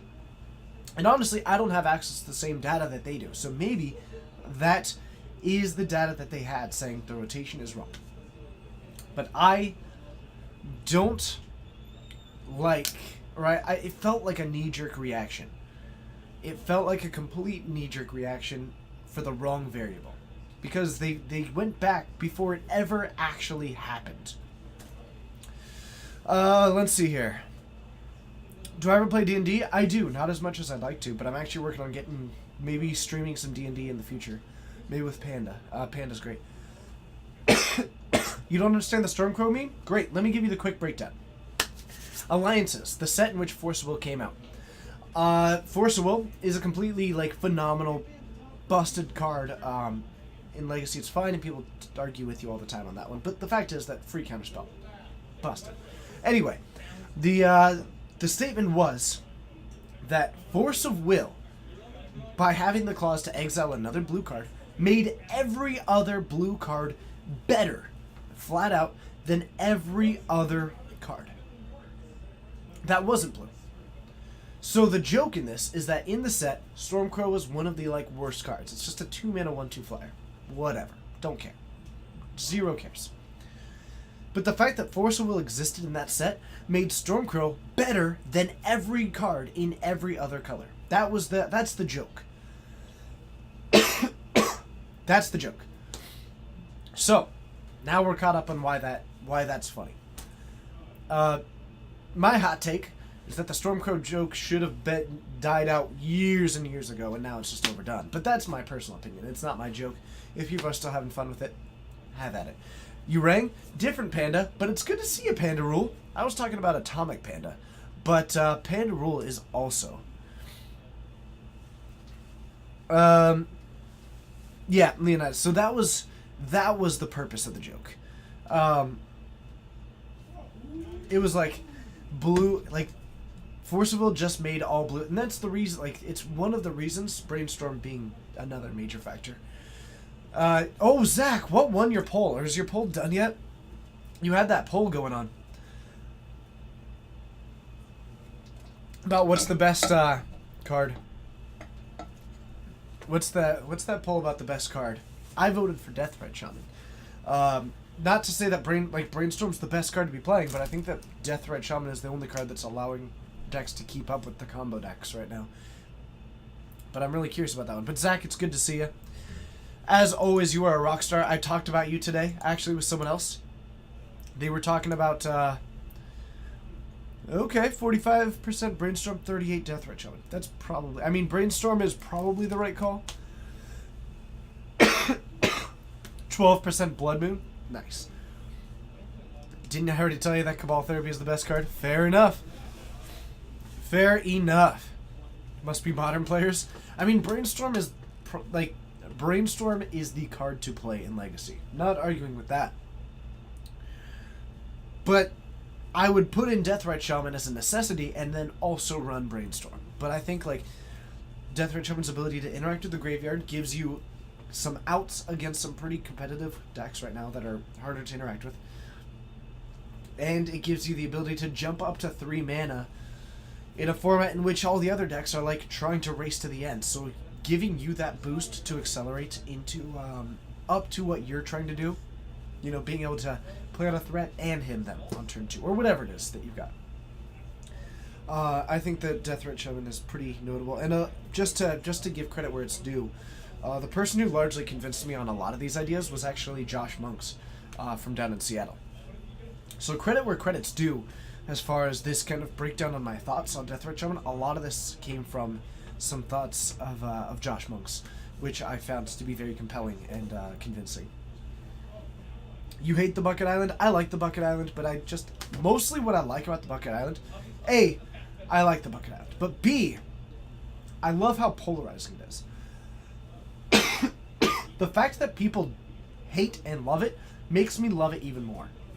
Because that, to me, is exciting. When you're playing a game, the fact that there is one land, a land that doesn't matter. Like, realistically, the basics that you run, pointless. And yes, people will disagree with that one, and that's fine. The fact that that is like a base level, when you put on a deck list, you just write island. It doesn't matter what it is, it just says island. And yet there is one island that more than any other polarizes people to the point of loving it or hating it, but no matter what, they're feeling something. That's exciting to me. That's exciting to me. Oh, man.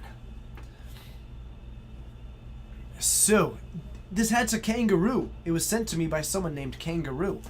Well, their username is Kangaroo. Okay. What's up, Bad Johnny? What's up, Bad Johnny PR? Lord of the Pit, it's good to see you as always. Invasion Palm Tree Island is better than Zend. Yeah, probably. Probably. But yeah, that's my thoughts. It's like, I just like that people feel something about a basic land. Something that when you are going to your deck list, you don't write the addition of it because it doesn't matter from a technical standpoint. Absolutely, basics are a personal expression. And the fact that that is something that exists in this game, where people feel something from that, that's great. So I guess you'd rather run Amonkhet Mountains over Arabian Nights ones? Doesn't matter. I just run mountains. I throw in mountains. I just toss in mountains. Right now I'm using the Noah Bradley full arts from Battle for Zendikar. I liked those ones, the ones that kind of look like a spine. I really enjoyed those ones. I have run some beta mountains in the past. Honestly, if I had $150 running around, I'd probably pick up some Arabian Nights mountains, but mostly just for like the novelty of them is a lot more than like the art of them to me. I think that because the art on them isn't like drop dead incredible, it's mostly just because it's the Arabian Nights mountain, and I can appreciate that. I can appreciate that. You're gonna show up with 15 proxied Arabian Nights mountains? That sounds incredible. Savaged, that's good. That's good. Do whatever makes you happy. That's what it's all about. Full Chippy Lands or get out of my face. Chippy's Plains from Alara is incredible. Chippy's Plains from Alara. Next level. Possibly my favorite plains are. It's just so good. The one where it's like those dunes. Absolutely love that one. So I hear you there. I hear you there. Pick, please? Sure. Let me see what I can find here. Let's see what I can find. Here we go.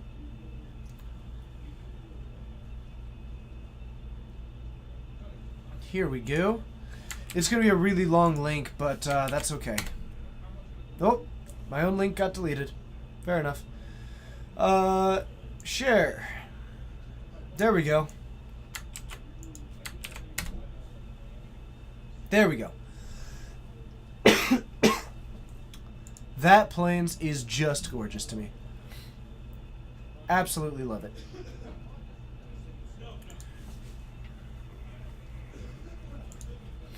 Alright, hi everybody. By the way, thank you so much for the support. Like, the fact that I'm doing this stream in a kangaroo hat talking about basic lands right now, is like, and the fact that our numbers have been increasing, thank you everybody for being here. My name's TJ, this is the Geek Fortress stream. We keep it light, topical, fun, entertaining. We interact with all of you, and we're watching Legacy tonight. We're a little bit in between games at the moment, but yeah, it's Legacy night. We're going to be having fun with it. Chippy's Alara Plains, Islands and Swamps. Oh yeah, Chippy's a great artist. I'm going to open this door real quick, see if I can give... Ooh, I'm going to give Dylan a look. What's up? Well, I was going to give Dylan a look, but now that you're here, I'm going to say hi. Hi. How's it going? Pretty good. How about yourself? So good. I've got a kangaroo hat. I was about to ask if you're enjoying the hat. I am enjoying the hat. It can do this whole kind of thing up here, and Yeah. that's exciting to me. But how are we looking on another match? Well, we're actually finishing up round 2 right now.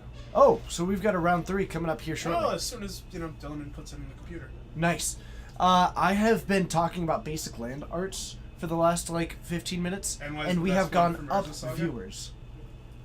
People love basic lands. Yeah, they let you cast your spells through Blood Moon. That's also true. Let's see. You'll say the promo Amonkhet lands are super legit. Yes, they are. I wish I could get them in non-foil, which I Yeah. think I can. You can. I think I can. But like, I would. Those lands are so beautiful. That's the Saga lands. This actually, someone just mentioned that the Saga lands are Saga nice. lands are the best. The Urza block lands. Yeah, if only they were white border. Oh you. Oh you. White borders are the best borders. You love the Euro Mountain. I do love the promo mountains. Yeah, those are good. Those are All awesome. the APAC lands are also great. Mm-hmm.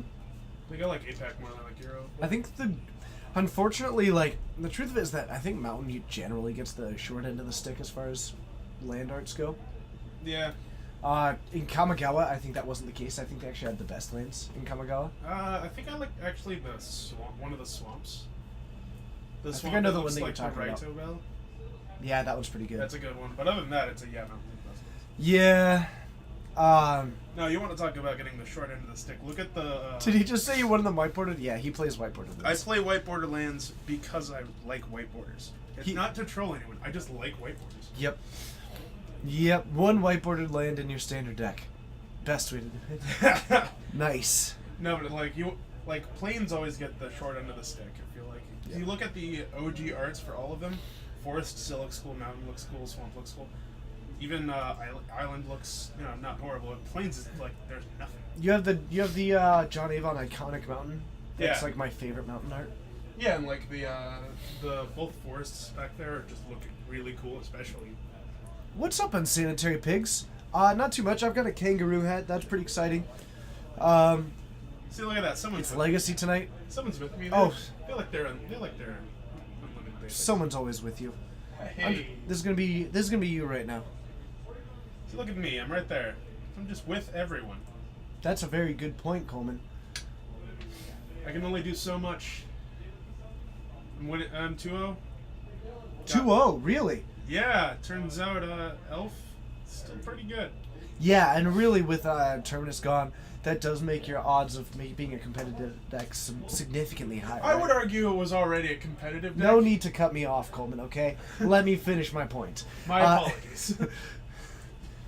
Now you're just talking delayed. That was a little bit weird. We really got to get this whole talking thing figured out for you.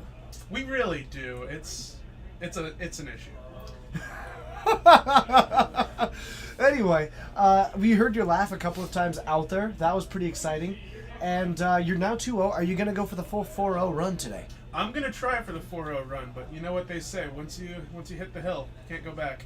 Yes, in fact, I believe that was first started. That was something that I believe was popularized by Jack and Jill. Is that correct? I think that's true. I'd have to check the historical record. Yeah, that makes a whole lot of sense. I haven't really checked the documents myself. Mostly folklore that I've really looked into. Yeah, I completely Alright, maybe I'm being- I completely understand it, but that's okay. Anyway, we are just going to be trying to find ourselves into the match. Isn't that correct? And I think you're going to go out and find out what our round 3 is, yes? That's correct. All right, you well, know, before- have at it. Before I leave, Before you leave? yeah, does the chat have any requests? That's No- a great question. No, Death and Taxes is not in the room. Death and Taxes not in the room. How about a Stoneblade deck? I'm not a ventriloquist. I'll see what I can get.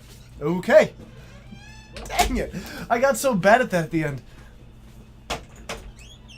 Oh. Coleman.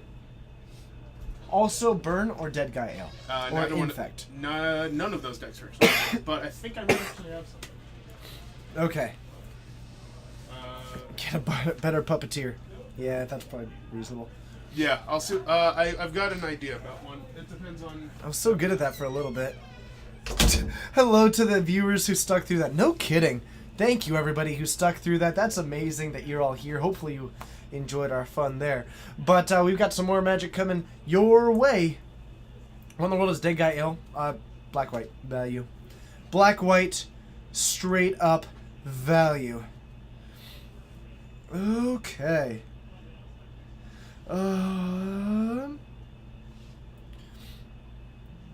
Let's see here.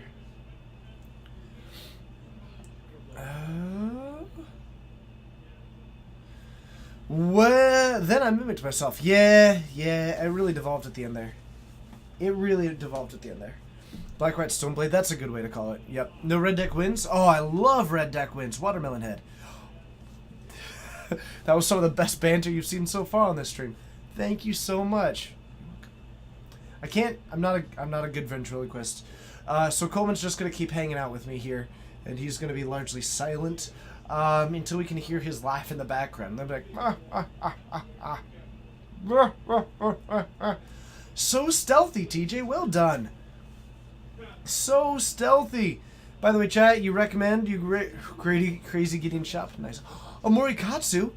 I feel like it's been so long since I've seen you. Welcome. It's good seeing you. All right.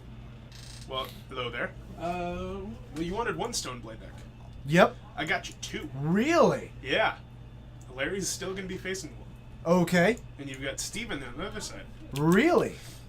I'm excited to see if you can keep this bit going while typing. Me too. Me too. It's going to be pretty difficult. So what kind of Stoneblade deck is he on? He's on... Well, let's just call it Abzan. Abzan Stoneblade? Yeah. Just call it that. Okay. Let's do that. And then we'll just reset all their wins and all that stuff. That seems like the right thing to do. Cool. Do you know what your opponent is for this round 3? I do. It's Josh on Blue Red Delver. So, How do you feel about your matchup? Eidolon of the Great Revel, pretty decent card against mono 1-drops. That does seem like a reasonable point. So good luck in your matchup, and I hope that you win. But the thing is, literally every other card in his deck is bad. Good luck. Hashtag wrecked. Well, I guess he's gone now. Let's see here. It's been a long time. I know. You'll tell chat all about it when you can sub again. Hooray! Telling chat about stuff is always good. So we've got Obs on Stoneblade, so let's just do a Stoneforge Mystic as the art there. Okay. Junk Stoneblade. Hey, that's okay. We'll just jump down there. Let's have some fun, everybody. I'll see you there. Obzon versus Obzon. Maverick versus Stoneblade. Basically the same deck, but not the same deck. Who's going to come out on top? Let's get your votes cast. Put it into that chat. Do you think it's going to be Maverick or Stoneblade? Maverick or Stoneblade? It's going to be a left swing, a haymaker from the right, and then the crowd is going to go wild. Bet slips are going to be thrown, torn in half. Oh, Colin, it's good to see you. You know what, I bet, do doctors say that? It's good to see you, Colin. I don't know. Good to see you. Thank you so much. Let's head on down.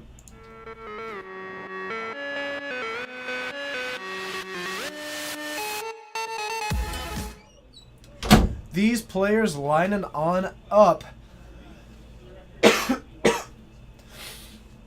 And we are probably going to be getting rid of these tokens. Yep. Good. Good.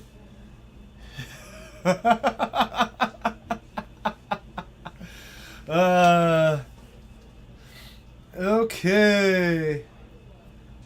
So, let's see what else we can do. Junkblade. Basically, yes. That is basically it.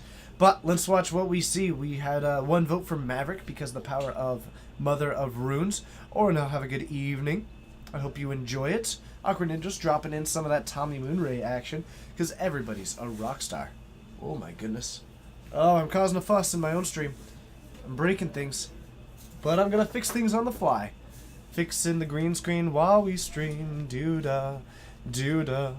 A marsh flush for Steven looks so nice. That's a foil marsh. Larry draws a land. Larry draws a land. Then he plays a noble hierarch and then he gets his land.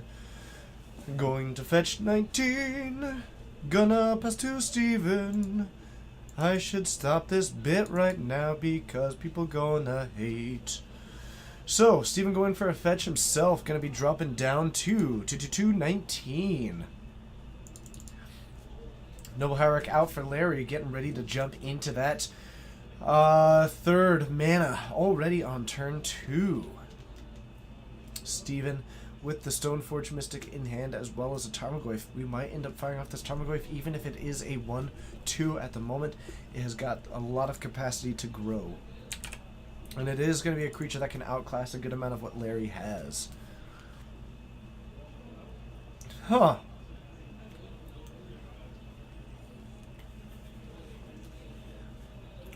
My ears are bleeding all the doodah day. All the doodah day. Basic swamp into a Stoneforge Mystic for Steven. We are going to jump our way to the top. Probably grabbing a Batterskull, I imagine. Let's see. Doesn't appear to have any green at the moment. Umezawa's Jitte is the pick. We're going to try and kill out these small creatures. No green mana for Steven after he goes for that basic. Going to make things a little bit tricky. Korean Ranger. Oh, good call. Good call. Didn't even realize it. I appreciate it. So, Larry untaps. Has got 2 basics and a Noble Hierarch. 3 mana available. Could be a 3/3. No, ooh, we're going to go with a Mother of Runes. That card is going to be excellent. Another Mother of Runes. These will be able to protect each other. They'll be able to hang out. Man.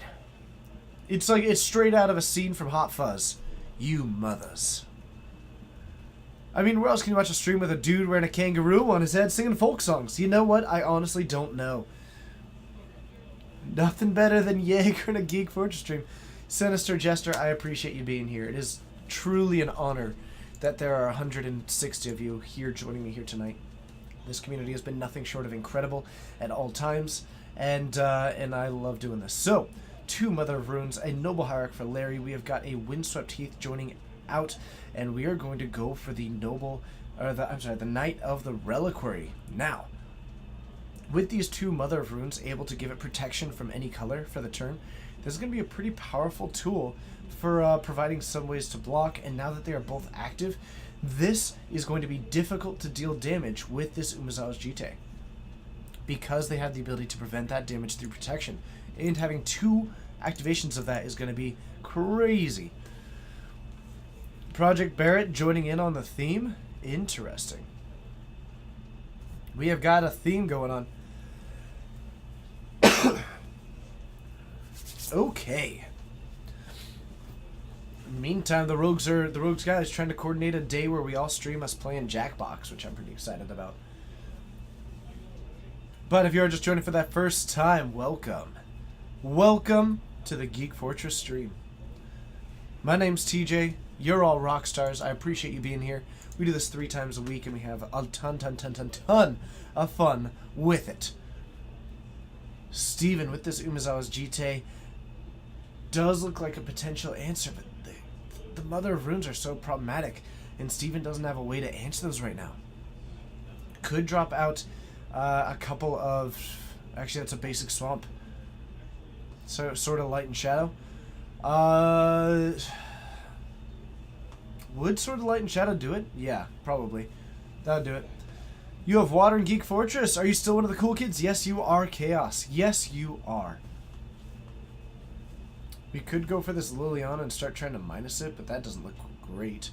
Because Larry's going to have the capacity to make this Knight of the Reliquary unblockable, and then still have the potential to have a blocker with both of these nobles out.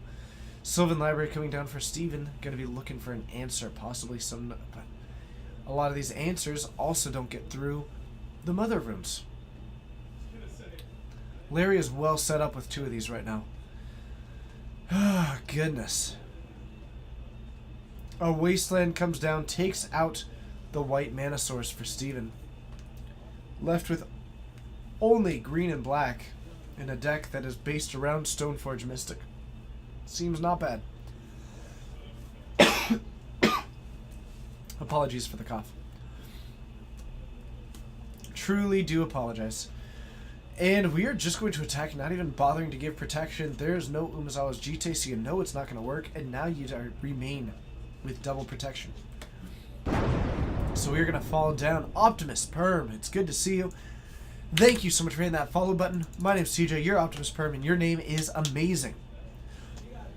Be sure to join us. We stream 3 times a week, and I normally am a lot more talkative.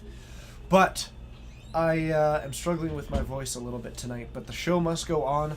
When I say that I'm going to stream, I am going to stream. That is the way that it goes, and that's what I do. Okay, so another Knight of the Reliquary joining. You are welcome, sir or madam. You are welcome.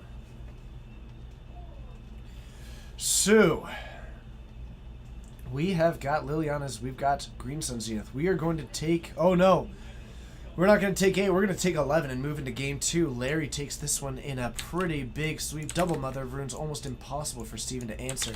Having the capacity to make both of these unblockable next turn was huge. Did I see any Harsh Mentor in a blue-red Delver deck? Actually we did. Apparently. There was Harsh Mentor out there. It didn't end up on stream, but I did hear about it. Still not convinced on that card, but I'm glad that people are testing it. Because that's the only way that you find out for sure. And I have not been able to. Okay.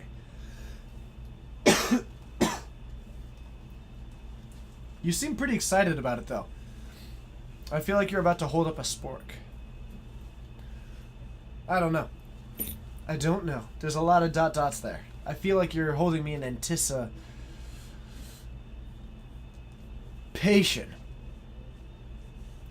The one that gives you an extra combat step is nasty. Ooh, that's nasty. That's nasty. From the new set? Interesting. I'd be curious to see about that. Okay, so Steven going to be on the play, doing some sideboarding. Seems to have some tools for this matchup that we want. And looks like the Tarmogoyfs are coming out. Interesting. In favor of some sneezes. Ooh, for Scavenging Uses and Sigardas. Okay, I dig it. Hoon, it's good to see ya. Soulscar Mage has had some success in the blue-red Delver deck at your LGS. That's awesome. Also, Ace the Mind Sculptor, I apologize. I feel like the last time that I saw you was maybe a week and a half, maybe 2 weeks ago. I don't know. It feels like it's been a while since I've seen you, Ace. Is that true, or am I just completely misremembering? It feels like it's been some time. But Hoon, it's good to see you. Hello to everybody who is joining. Be sure to hit that follow button or consider subscribing. We're currently back down to 155 of our 175 subscriber goal. So we are 20 shy. At one point we got within 3. We got to 162 and then fell back down. Ah, darn. You want to see some of that red mentor action? I dig it. I dig it. I'm not convinced, but getting it tested is important to learning, right? So I think that you're absolutely on the right mentality there. Yeah, that sounds right. Nice to see you. Thanks for the stream. You're welcome. Thank you for being here. It's a pleasure having you all here. This stream is hugely affected by its viewership, and I think in a hugely positive way. I think we have probably one of the kindest and most wonderful Twitch streams, or Twitch chats in the Magic community. And I think that, I mean, it's because of all of you and our wonderful, mods, and it's just exciting to have you all here, so thank you. Larry, going for a little bit of last shuffles. Twitch chats are, well, this one's pretty amazing. Alright, opening hands. Steven gets to take a look. Does start off with a Deathrite Shaman and an Abrupt Decay. That's a really good start. I might consider it, keeping it just on that. And we're going to Thoughtseize, actually. We see Mother of Runes. We see Noble Hierarch. Whoa! 1,000 bits from Sad LK. Thank you so very much. It's been a while since I've seen you, it feels, but welcome back. Thank you so much for being here. Thank you for the support. That is incredible. Noble Hierarch for Larry coming on down. Off of a basic forest. We do have a reclamation sage for that Sylvan Library as well. And Steven is going to untap and maybe drop down that scavenging ooze. Shiny Plains. That is a beautiful plains. Sad LK in his house. I shouldn't say that ever. Okay. I shouldn't say that ever, but that's okay. Steven does also have a Lingering Souls in hand, Abrupt Decay, sitting live, but doesn't have the mana for it, and we're actually just going to go for the Deathrite Shaman. I don't think we have a Swords to Plowshares in hand, though. Larry untaps, could be going for the Stoneforge Mystic here. With the Abrupt Decay to handle it. Wait, is this still round 2? I'm sorry, I've been so bad about updating that round counter today. Okay, fire all missiles. Agreed, you gotta fire all missiles, everybody. Unleash the batteries, Sad LK certainly just did. Whoa, and a Mirran Crusader is the draw. That is crazy good. And the draw is a Swords to Plowshares. Wow. So, you draw the Mirran Crusader. The card that has protection from black and from green. And Steven draws the answer that requires... One might say he drew the white answer. That was a weak pun. Right? Yeah, that was a weak pun. That was a weak pun. But that's okay. That's okay because we're going to power on forward. So, Larry. 2 lands plus a Noble Hierarch. Drops into a Mirran Crusader. Has got a D. That's fair. That's fair. I'm so proud of it, though. I'm so proud of it. Okay. White mana. Might just fire this one off now while you can. Yep. Taking it down while you can. That is going to gain 2 life. We're going to be up to 21. Let's get that updated. Otherwise, we have access to probably the Scavenging Ooze. Looks to be the case. Exiling your land, playing out the Scavenging Ooze. Can keep any Knight of the Reliquaries pretty small with this card. Curious about siding out the Tarmogoyfs, but it seems to be working out pretty well so far, so I guess I can't judge too much. And a Thespian Stage. Thespian Stage out on the battlefield. And a Knight of the Reliquary joining as well. That is going to be neat. An Abrupt Decay is going to take it down. And Steven, with the white mana still up, is just going to attack for 2. We're down to 19. This is a slow, steady clock that we've got ticking right now. Hello to Dylan. Hello. How you doing? I'm exhausted. How are you guys? Doing well. Good. Doing well. What do we got here? Good Maverick matchup? versus Obzon Stoneblade. Yeah, interesting stuff. Yep, Steven's got an Abrupt Decay and Lingering Souls in hand. Maverick with a Stoneforge Mystic and a Reliquary. Reclamation Sage. Reclamation Sage. Yeah. Yes. There's some interesting stuff going on here. How are you doing? I'm good. Other than exhausted. Hanging in there. Oh yeah. Oh, Wasteland on his only one. Oh, that puts. If Steven. there's any kind of answer to this Death Threat Shaman as well, that's going to be huge. Yeah, that's a good one. Yeah, I'm good. Just doing some stuff. You know, running the store, hanging out. That's good. I'm glad. Watching some Legacy, playing some drafting. I drafted tonight. Drafted a fun blue-white Embalm token Amonkhet deck. That was very fun. A lot of flyers. That blue-white deck is really good. It's a fun deck, that's for sure. Did Logan's red-white deck go pretty far? We have not played yet. He's hanging out. We have a special guest in the store. Yeah. A man known as Harley. Harley's in here. Yeah. Harley? Harley's a very good guy. Harley's amazing. So he's in here hanging out for a little bit. Write hi for me. Oh, I'm sure he'll peek in and wave at you. Oh, Harley's so great. That's exciting. Yeah. This looks like Steven drew a land, which is probably really helpful because a Deathray can only do so much. Like a single planes with a Scoos is not exactly the way you want The to be. Umazawa's GT is going to be so powerful. GT, I can't imagine too many times where GT is a bad card. One hit off of a GT is basically enough to You gotta win. fetch, yeah. The Abrupt Decay is going to be the grab here. Yeah. So I don't think that Larry has a way to stop this Abrupt Decay. No, not many do. That's So what true. do you, I guess that. What are you hitting? GT or Stoneforge? Probably GT, right? Probably the GT. I really don't want that to stick around, and I can just bounce off of it with Yeah. my. I guess I can just block with my Death Threat Shaman and then take down the GT. No harm, no foul at that Yep. point. You just Or you just take one and go for it. So he's not gonna block and. Or possibly he just said, "I'll block him." Then Oh yeah, he could have. Yeah. could have very well just He's at 17. communicated that. Oh, he fetched. Yeah, he goes down to 17. Oh, and he did not block. So. Okay, so we actually have the Exalted as well. Oh, that's why we didn't Yep. block. That's a very good point. Totally forgot about the Exalted for that Exalted Noble is Hierarch. pretty good.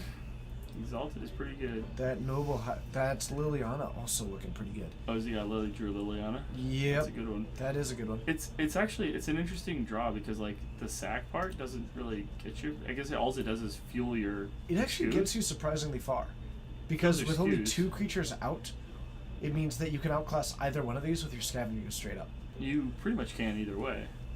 Well, not with the Exalted trigger. Well, but that's only on attacks. True. And there's at least a couple creatures in there already, I think. And it looks like Steven is instead just trying to have a 4/4 and Yep. go to Racetown. Yep. That seems good too. It's not a bad idea when your opponent has a 1/2 and a 0/1 and no threats. He knows about 1 card in the hand. Yes. Another Wasteland. That is not a good draw at this point. He needs something a little bit more than. You need killing something lands. live. Yeah. 'Cause- Oh, he gained 2 off the Scoos. True. Yeah. Good point. So. Oh. What's going on? Back here? down to 15. 13, 15. And back and forth, back and forth. And Okay. Wait. Is that enough mana? Oh, the fetch, right. I was like, we all turn our heads sideways, like, 1, 2, 3. okay. That changes things. So That is a big change. that is an enormous It doesn't look threat. Steven doesn't have anything right now to deal with it, and he doesn't have double black anymore for Liliana. Has Lingering Souls. Has that Lingering Souls, which will prolong. Ooh, hold on. Is there one more creature in the graveyard? I don't think so. I mean, One more creature gets you the ability to make your Scavengers bigger. true, but then you just equipped, or then he doesn't have to block though, because he's got the Exalted trigger, so he can. Well, it's more that you could at least hold it at bay. Except you probably just keep gaining the life and then bouncing it back to your Yeah. hand and replaying it off of Right, those. off of Stoneforge. Yeah, that's or pretty just good. or just equipped it. Equip that on a Stoneforge, you become a 5/6 5/6 with Vigilance. the Exalted trigger, so you're actually a 6/7. Yeah, Vigilance with a tap ability, not bad, I hear. No, yeah, pretty good. Yeah, So, it was a rumor, which I'm told that you shouldn't spread, but this one really seemed like it was worth it. yeah, Larry. Technically, the Batter Skull is equipped to the Germ token, and not the other way around. But that's okay. We know what's going on. They know Yeah. what's going on. It is a little silly. They are using the tokens that I prefer them to use. Yeah, at least they're using the right tokens. Oh, feels like some Pokemon card. You mean like the ones that Steven had sprawled out at the start of this? Yeah, Coleman he lightly, I likes said. them, yeah. Which I understand. I totally get it. Go I up think that those 5. cards are very cool token indicators when you are playing Magic. Yep. But it is miserable as a Except for when you're commentator. on a stream. It is miserable Yeah. as a commentator That to makes have sense. vague tokens. Ooh, you drew a swords. Actually, that's. I mean, it's not a helpful card, but It's- it is like it's. It's one of the ways that you can actually beat this, Yeah. and But that's do you just prolong it? I mean, like it does save you a turn. This Batter Skull's so good. Yeah. That card's frustrating. like Because I mean, even if you were to hit it now, he'd just pay 3 and then put it back into play. yeah. So you have to like wait. to wait till when he attacks. You could attack with Scoos right now because Scoos will get you over. 1, 2, 3. Oh, he's got Lingering Souls. Okay, so he's Okay. gonna put out some blockers. Actually, I don't even think you can't attack with Skoos. Never mind, because you just stack block. Yeah, yeah. Yeah, no, you can't attack with Skoos. There's not enough. Not enough. Actually, you probably wouldn't. You'd probably just block with the 4, gain 4 life for your trouble, You could, yeah. and then put it in at the end step. you can actually just bounce it and replay it. Yeah, Yeah. no, that's right. Like, I wouldn't even bother stack blocking. No, you're right. There's no point to. You don't want to lose your Stoneforge, and I guess when you have a creature that's a 4/4 lifelink that you can just block, let die, and then replay every turn. Yeah, this Batterskull engine right now is just killer. Yeah, I agree. Legacy is very different. I'm a little perturbed at it, actually. Ironically enough, as we don't see 2 Delver decks, but Deathrite Delver decks are just literally Deathrite is everywhere. probably the biggest card in the format right now. Deathrite, as in the last 2 months, according to MTG Top 8, is number 10 of top 10 played Legacy cards and the first creature.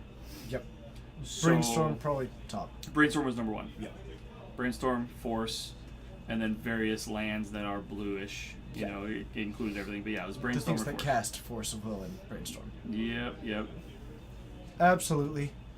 I don't know if it's the most exciting. I mean, I've actually kind of come down on Modern quite a bit, but I actually feel like Modern does feel like it has more of a variety right now because, I mean, yeah, maybe I don't know. The Delver Deathrite decks are just literally everywhere, and I would even argue that Standard looks better than it has in a year and a half, which Yeah. isn't, in comparison to the other formats, it has a ways to go. It has been more exciting in the past. Yep. But that improvement is enough to be exciting to me. Yeah. Standard has a lot of really cool decks and a lot of really cool cards you can play right now. Modern has a pretty wide open variety of decks that you can play right now. Legacy, I mean, as much as I love it, like there is way too many Delver Deathrite decks, and none of them are really the same. They're all playing 4 Delvers, 4 Deathrites, and then a variety of a ton of other cards, whether it's Grixis, whether it's just blue-red, whether it's Bug, but it is just Delver, Deathrite, and then 40 other cards. Okay, and we are equipping it to the Stoneforge Mystic and playing a Mother of Runes. Wow, we are in. That is a play. That is good stuff. That is a play. And we are going to swords that. Good Very- patience on that swords to plowshares. Yeah, very quick on that one. That was a good idea. Oh, goodness. How can Modern have more variety than Legacy? Small point, but the idea is that basically Legacy is entirely homogenized around Brainstorm and Deathrite Shaman. Right. Like, because Deathrite Shaman is just straight up the best creature in Legacy. And there are arguments to be had about that, sure. But the point is that it's the best creature to be playing in It's the most played creature. I mean, that gives you at least, and some data point, right? Yeah. And Brainstorm is Brainstorm Forcible is the best thing to be. Does that, there are a great variety of decks that play Brainstorm and Forcible, but it depends on how you define that variety. But that's a big whole other subject that we don't have time for. yeah, To really dive it deeply into. right. Attack for 4. Oh, attack for 5. You got another block. He played Lily minus. Okay, they got rid of the Noble Hierarch, and Problem is, how do you Larry's just stacking up life at this point. sitting at 28 while Steven's at 16, and Steven's just running out of resources because Larry isn't losing them, Steven is. Yeah, and we got And- we got our own death right. Plussing this Lily probably helps Larry more than it does Steven right now. Well, unless I don't know what he draws a land. Okay, so you plus Lily, Sure. gets rid of that, Sure. and then you eat it. Sure. Now you've got a And 6/6. You got a 6/6 Skoos. Uh-huh. That's all I got. Yeah, no, it's not. That's good. all I got too. It's not great right now. He's got a flashback. That's good because Deathrite was going to eat it next turn. Yeah. So Okay. Yeah, I don't know. I generally don't go off of top 8s as a wide variety. I mean unless you're hitting top 8s, why would you go off top 8? When we play here Modern, there's a pretty wide variety of cards. The true Legacy and the true Modern format do not exist at the top 8 tables. Right. In my mind. Yeah. That's a pretty good point. The Attack, block, gain another 6 life. yep. He died top deck of Noble Hierarch, so another 6. He goes. Should I just get him a second D20? No, they have one there. They're just not Yeah. using it. 11, 14. He goes up to 34. Steven's surviving at 16 though. Yep. Well, I mean, Why are Lingering we- Souls can only do so much. Why are we attacking Liliana rather than Steven though? I'm not sure, but maybe a block either way. Mind if I do kind of stuff? Oh, You sure. wanna do it? No, you're fine. Okay. Is it? What is it? This is hanging out 5 stacks. Oh, yeah, go ahead. Yeah, pack for win. Cool. So, we are at 17 for Steven after eating another creature. Yeah. He's gonna have Harley come in and say hi to you, but he got stopped. Oh, Harley's so great. Yeah. Okay. Yeah. Harley's It's gonna Harley. poke your head in, say hi. Jesus. You can't see. There, a little bit more. There This we is go. Harley. That's Harley. All right. Harley's amazing. Yeah. Yep. Yeah. Yeah. Yeah. Doing it online. Yep. So. Okay. I'm gonna. You leaving?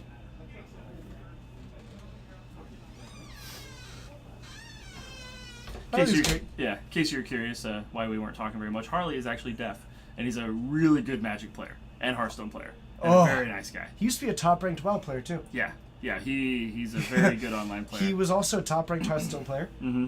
and he Legendary multiple times, kind of a thing. So super nice guy. Sorry, we got distracted, but Harley's an Yeah. incredible player. I learned a lot playing against Harley when I was first getting into competitive Magic. Yeah, and it's really interesting. Just getting sidetracked here for a second. Like playing against a player who is deaf, you learn to like communicate without saying anything. Yeah, like that's actually where I learned a lot more of like playing when you play like a swords. You tap the creature with your swords. You don't just say cast swords, target your creature, and then like set it on the ground or or set it on the table or whatever. So it was actually Having something- Harley on stream would be delightful Yeah, because all of his communication is nonverbal, yeah, exactly. Yeah, he's- which means that like, do we sign with him? I can say things like, "How are you doing?" yeah, he's taught us. Um, He taught us a couple things. I can say that I have 3 wins and 2 losses because that's my most.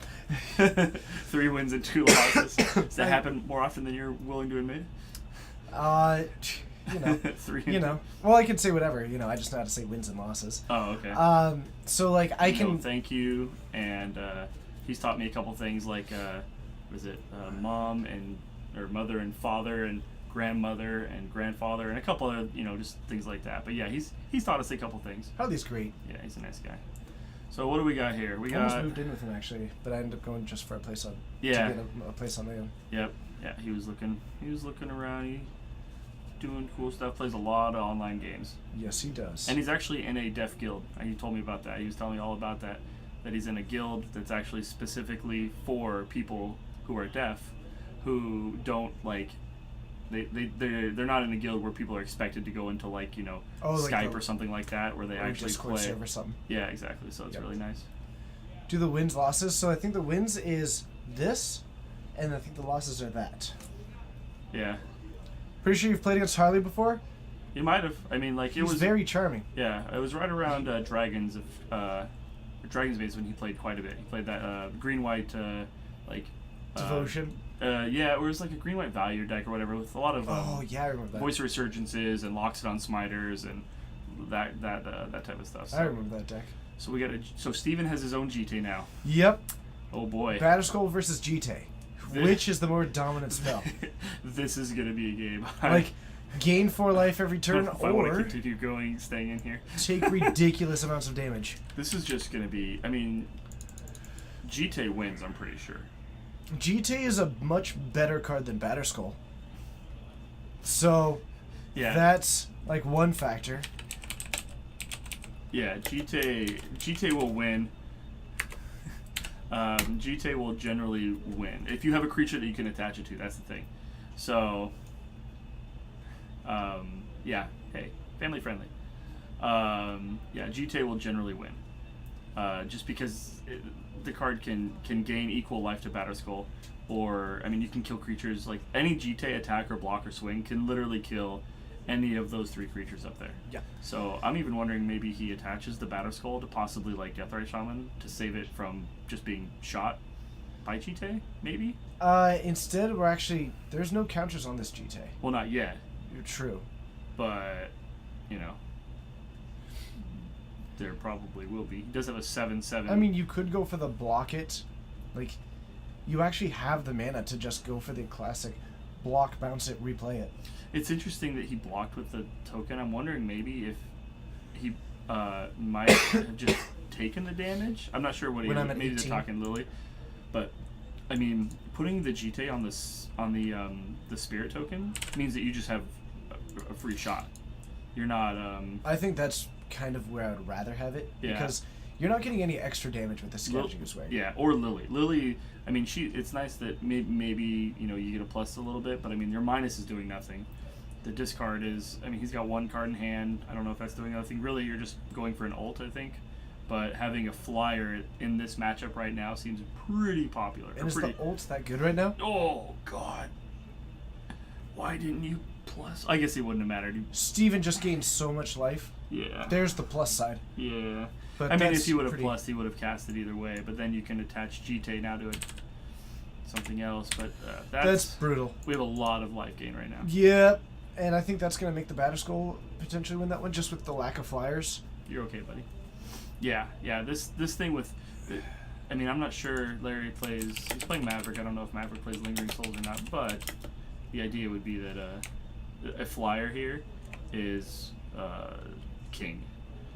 And I think Steven might have wanted to use his flyers for a little bit more damage. So Yeah, absolutely. Just because, I mean, even taking out the Noble Hierarch as your step one is like Yeah. a good step in the right direction. And then eventually you can take down the Stoneforge Mystic. Like, ooh. taking out the Stoneforge Mystic is a huge boost to Steven Yeah. dealing with this Batterskull, because then you can actually beat it straight up in combat and it doesn't immediately come back down. Steven drops a Dark Confidant. That right there, Not a bad very card. solid game plan. Not a bad card. You're at 27 life. You could draw really anything. You're okay. Not for long, you're not.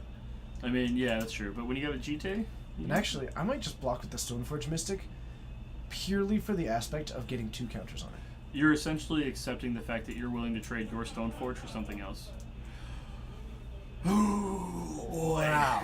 Now you definitely are. Oh boy. Where did all the combo decks go? To the top tables? Yeah. That's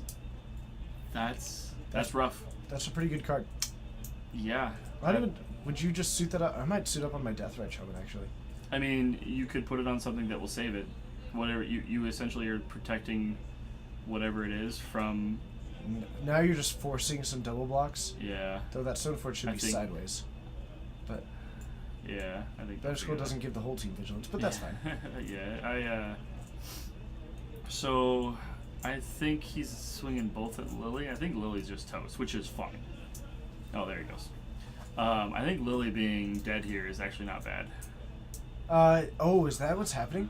If I think- Lily's the one being attacked, I wouldn't block with anything unless it was just to get the GT counters. Yeah, I'm not sure. He might actually just be attacking him, but now he did sacrifice the Stoneforge. Oh yeah, he was just swinging at Lily. Yep. So now GT has the counters, which is good because now basically he's saying that he's trading Deathrite Shaman for Stoneforge Mystic, which is, you know, in the long game of it, not bad. I think I'd rather hit Stoneforge Mystic, but that's just not a possibility anymore. Right? Yeah, not anymore. Yeah, he had to make the choice when he attacked is which one is he wanting to keep, and I think when you have two equipments, the Stoneforge is just the better of the two, possibly with the Batterskull being out there. Yep. And now you're gonna have. I mean, it's ironic that the Pro Red and Pro Blue is completely Pointless. irrelevant. Drawing cards is never pointless, though. Drawing cards is great. Hi, Chase. Hi, Chase. Hello. Yeah, this is we got quite the grind fest here. So we got the draw, we got the Deathrite or Dark Confidant. Let's see what we get here. Isn't he playing a one of Emrakul? No, that was a different deck. Oh, Thoughtseizes? That's about the worst. Well, at draw least you that get. wasn't your draw. Yeah, Tireless Tracker is a good draw, however. that is a good draw. Especially with this Dark Confidant. Yep. It'd be really nice if he had one fetch though. Oh, yeah. But unfortunately, he does have But if there's a card that's going to slowly try and dig you out of this game, that's probably it. Tireless Tracker is very solid right It now. also means that if you equip the GT onto it, you can actually block and fully trade with the Stoneforge Mystic if you're willing to lose it. Looks like Steven is not, which means that this isn't going to trade for any of that. Yeah. Oh, I think at this point now Steven can just accept like an attack because Nah, I mean he's gonna take. the Sword of Light and Shadow just kills the Deathrite Shaman then. Or the Tireless Tracker, though. Oh, so you have to block, right? You've have got to block that. It does kill either one of those. Ah, Sword of Fire. Nice. Good card, good card. Real good card. Yeah, blocks. So 1, 2, 3. Deathrite Shaman goes down. That's tough. Dark Confidant can dig you back out of it. Oh, goodness. Night of the Reliquary is pretty good, too. This is just like Larry's doing well. top deck battle. You may. Oh, I think these are just he two. just kills it though. Like these are two very mid-range value-y decks, right? Ooh, that's Good a draw. good draw. That's Swords a the good draw. Plowshares. He needs a fetch land right now. Him to Torak, that's a terrible draw. Thoughtseized and Hymn to Torak are the two cards That's in not hand. good. He a fetch land right now Would be gas. is real good, which is actually kind of nice because that's why Tireless Tracker is so good because he makes lands not a dead draw. It's just like you essentially get to be able to put +2/+2 on your Tireless Tracker, pay 4 mana, and draw 2 cards off of a fetch land. What a dead draw. Oh man, oh, Oh good goodness. stuff. Yep. So I think these are just two decks that are like trying to be value decks. Yeah. But Larry, instead of running early hand disruption, goes bigger with like Knight of the Reliquary Yeah. and all these other tools. Steven, on the other hand, they're two decks that have very comparable mid-game game plans, but Larry's late game is just so much better, and that's where we're at. Yeah. Larry's at 24, not 14. No, sorry, 34. Sorry, that should say Yeah, 34. there we go, 34. I was like, so this is interesting. He's actually going to trade. I don't know. I might have put the Jite. I don't know. You have the swords, so you can swords the Battle Skull token and then get in with Tireless Tracker and get the Jite counters, and you're giving him. He can't bounce it back to his hand, so he'd have to do all his mana next turn, giving you 2. Can. With the Noble Hierarch as well. Well, it's okay, so he can bounce it back to his hand, but then next turn Can't replay it. He can't bounce it and then replay it on the same turn. So it would buy you actually, I guess maybe 2 turns. In fact, you could attack, get him to bounce it, and then Thoughtseize it away. If he decides to go for it before the end step. But I might be Yeah. willing to bait that play. Yeah, It's risky. It likely won't work. Like Larry should just do it at the end step. yeah. But when I'm losing anyway, Let your opponent make the mistakes. if I'm in a position of I am losing this game, Another Stone Forge I might mistake. be willing to try and take that chance. Yeah, well, especially if you got 2 discard spells in your hand, you might as well do something. And Larry's just gonna fail to find because he looks like he's already gotten Jite, Batterskull, and Sword. Yep. But at least you got a shuffle, so now you've got the Dark Depths right on top. Yeah, right, naturally. Naturally. So Dark Confidant is, and he's got tons of life. I think he just needs to Survive. Those 2 turns of Dark Confidant, he's just gotten nothing. A swords. And so he's swinging in. The block's This not actually does bad. trade. With, Yeah, it does. The problem is that He's got another one. exactly. I don't know if I. Okay. Calm down, Chase. It's one that you need. So he swords that. What is? I'm not sure what's going on. He swords it before combat? That must have been what it was. So we're at 41.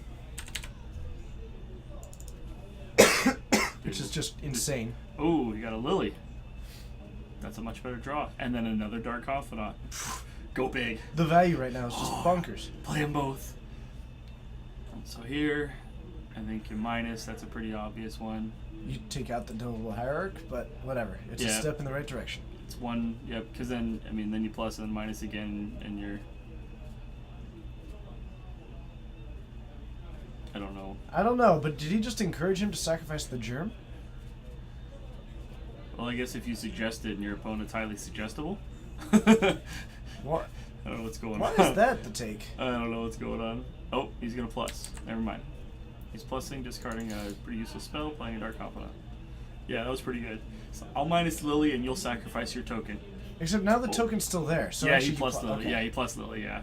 I Odd. think maybe he was just asking him, which is, If I minus, will you sacrifice that? Yeah. Sure. No. Yeah. So we got another attack. and they're all swinging at Lily. Lily goes down. All right, and we're gonna gain 4 for our trouble, Oh my up to goodness. 45. And he's got a Deathrite Shaman. That can gain more life. Just what Larry needs. Just what Larry I needs. think they're finally realizing that Larry needs just another D20. Wait until you get a Sarah's Avatar out. Then 45. you'll be sorry. Yeah. Sarah's Avatar Fling. Spicy right now. It's so good. It's a real play. Swords. Okay, that's a good draw. Decent. Thoughtseize. That's a terrible draw. Nice. And then a draw for That's the Wasteland. That's ooh, a land. That's not. Oh. That's it. That's right. It's a land. Not only it's a land, but it takes out the Thespian stage, which is. That's not really what you're... Well, Actually, though, I'm fine with that being a clue. He's getting rid of it right now. he's sacking it straight up. He's like insta gone. That's not bad. There is what you wanted. The Lingering Souls is good stuff. Yeah. Now you just need to survive, but He's getting gonna cast that right away. Oh, you know what? Actually, I might have waited a turn. I don't think you can, because now you can start attacking with the Umazawa's GT on that next turn. Yeah, but his Deathrite's gonna eat it, and so he's only gonna get one cast out of it. Yeah, that kind of stinks. Isn't that summoning sick? No, because none of his mana is tapped. Except Maybe? that forest. Uh, Huh. Larry, your Deathrite had summoning sickness. Yeah, you passed him last turn with your forest. All right. Yes, he did. Yep. You're right. I mean, he's gonna basically just gonna be able to do it main phase, but Right, like it's gonna happen no matter what, but... And I don't think Larry's in enough... Oh! Kazali Pride Mage takes down the Umazawa's GT, and I think that took away the last hope that Steven had. Yeah, when your opponent's at 45 and you're And now you're just draining the life at this point. GT was tough. Like, Well, taking out the Lingering Souls, drain some life down to 13, and that's the point that we're at. and these draws were awful unfortunately by No. Steven. Got 3, 4 6 Bob, extra draws, Yeah, one good one as a Wasteland. 2 Thoughtseize and a and a Hooded swords. Torak. Yeah, and he got the swords, which is actually going to be helpful. Because actually it looks like Larry is now tapped out and can't recast the Batter Skull. He can't bounce it. Noble Hierarch. 1, 2. Oh, man, can't two bounce man, it. You're yeah. right that he can't bounce it. So I mean, saves him for a couple turns. At that point, you might just take down the Stoneforge this turn, though. Apparently not. He's just gonna chump it, That is not the case, as it and turns out. he just takes it all. Saving that swords. He's just trying to. Trying to keep Larry from drawing cards. All right, he's at 6. 5-4. That's a hot draw. Oh, that was 9, apparently. 3. Another. Oh yeah, it looks like it was. So now he's at 6. I was just being reminiscent there. Yeah, he's okay on the bobs. He can block with them. Might even offer a double block onto the Batter Skull. Honestly, if I'm Larry, I may not even attack. Yeah, I have a Deathrite Shaman out. and you're at 49 life. I'm at 49 life. Yeah, And my opponent's at 6 with 2 Dark Confidants. but he did just flip his Scoos, so But how many creatures Oh. are really in the graveyard? and it doesn't matter. He's got 1 green mana only, Like, so he can't do a lot of it. I'm probably actually okay. There's a fair amount of creatures. I know that Larry has at least Pride Mage, and the Knight of the Reliquary, and he's lost, and Steven's lost a couple. I for think sure. I'm willing to weather this storm. If nothing else, you win by mill. Yeah, fair enough. Okay. Like, what better way to win? What's the mercy roll for life totals? Is it 50 plus? Is it just like in like in Pee Wee football? Ask or a whatever? company player. Yeah. Oh yeah, that'd be pretty good. Okay. So he draws a noble or a Dried Arbor, which is whatever. It's a creature. That's going to make his maybe Craterhoof Behemoth better. That he isn't running. That I hope he's running. Oh, wouldn't that be cool? It's interesting that he brought down Lily and like, what is going on? I don't know why you wouldn't minus. Like, you know she's just gonna die. The plus doesn't get you anywhere. Yeah, it is interesting. Yeah, this game is. Oh goodness. Ooh. He's thinking. Is he gonna swords his own? Oh man. Before the other trigger, Yep. gonna try and gain 4 life. This is gain 4. Oh, that hurt. That hit Batter Skull hard. But the good news is Batter Skull's gonna come down and swing. He's gonna gain a boatload of life. He should just respond to this with the Deathrite Shaman. Oh, missed that. Yeah. Could have just responded with the Deathrite Shaman for the win. Larry's gonna hear that one. Oh, and it was the land anyway. He would have been fine.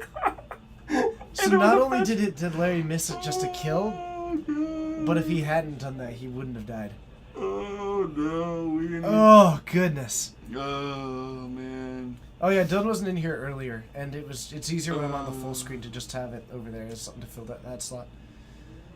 Oh goodness gracious. Oh man, we have some magic being played today. That is for sure.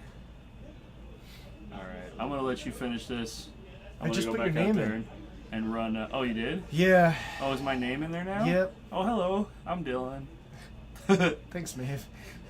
Oh, did she say that? She's like, hi, I'm Maeve. Yeah. Well, hi, I'm Maeve. I'm just kidding. Oh, Larry, the missed opportunity. The missed opportunity. I mean, I don't think that Larry's gonna end up regretting it too much, Pretty much. but TG bot. But yeah, no, I'm gonna definitely let him know that, because I mean, it's just all about learning. I mean, that's why you play weeklies. You know, you play weekly events so you can do one thing. You can learn from your mistakes. uh-huh. I don't know about you, but I've never played perfect. I know that's hard to believe, but you know, yeah. Believe I it or don't not, believe it. No Chase. Bring back Puppet Coleman. That was a good one. Not gonna play Thieves. Okay.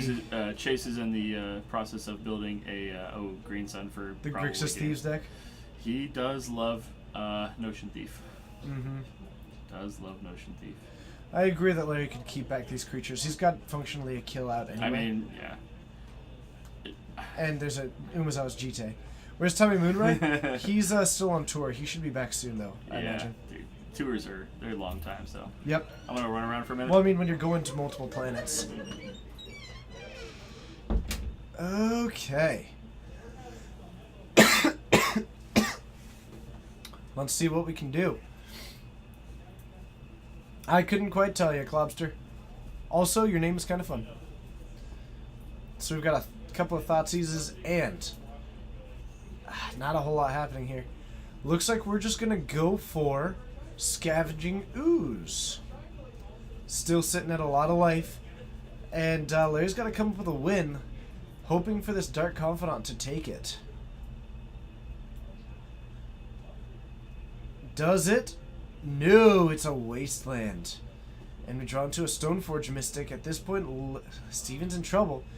Larry does have this Deathrite Shaman, however. So Steven is dead on Larry's next turn by just activating the Deathrite Shaman.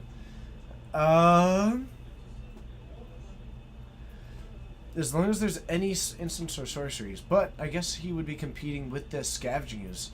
So maybe that's not actually the play. So you're competing with the Scavenging Ooze. And we're going to take down the Dryad Arbor.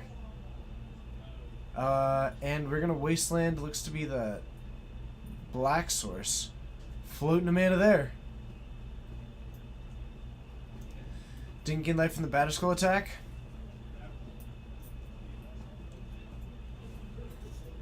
Sure, should be 53. Okay. You would have kept both Dark Confidants up when you're at 3 life? You would do that? Oh, you block the Batterskull, go up to 7. No, okay, I see what you're saying. Yes, I do actually like that line quite a bit. And we aren't going to fight over that. So he's okay with it. Oh, okay, no, he's not. He's going to fight over this with the Scavenging Ooze. Okay. So, trying not to lose that fight there. We're still at 3. Going to be trying to restrain those resources a little bit. And it looks like we're going to lose the Germ token by just going for a trade. We're back up to 7. And we are up to 58. So 58 to 7. That Batterskull can just equip on over. We're probably going to be doing something similar for Steven here. No, we're playing the Stoneforge Mystic. That means that we can't equip this Batterskull, however, which means... that if Larry just attacks all out, there's a lot of potential for just a win. I mean, all out being 2 creatures. And we're going to try and eat another one of these. So Larry, depending on his draws, is getting ridiculously close to a win here. With no green mana up, we are up to 8. But functionally down to 6. with a pretty winning couple of cards. So, could equip it to the Scavenging Ooze to have a 6/6, which beats just about everything on that board currently. And now you aren't looking as much like you're going to be beating the the Dark Confidants. That was a lot more likely when he had 2 Dark Confidants. So having him start to lose some of his creatures might not be terrible. And we are going to attack with the Stoneforge Mystic. A block here with the Dark Confidant. And we are now on turn 1. Drawing in, we do have... Is that a Golgari Charm? Yes.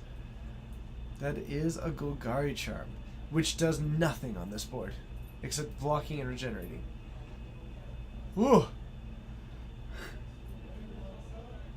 That is brutal. So we are now on turn 1 of turns.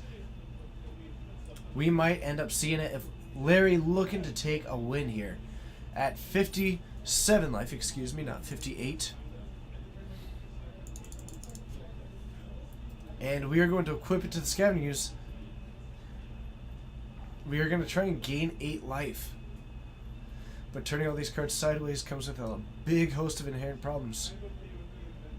So, do we have a block? Looks like the Deathrite Shaman might be getting in the way. No, the Scavenging Ooze is going to get in the way. Okay.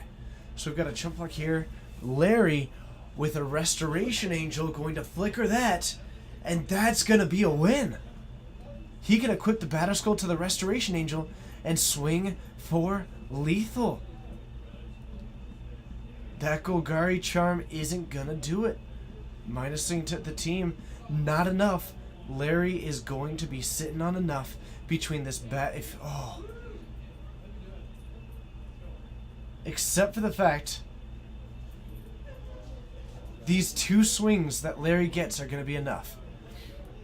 Hit for 7. Actually, is it? Oh! Actually, is that? I don't even know that that's lethal. Oh, no, because the Exalted. The Exalted makes it exact. But Steven could have actually stalled that out. Steven could have stalled that out by, Oh! 8 off the Noble. Could have cast the Golgari Great Charm to minus it. How do you reach 57 life? Lots of Batterskulls. Could have brought it back down to 7. And then swung back for 8. Beating that to survive a turn, but did not. So I think Steven actually could have gotten a draw out of that.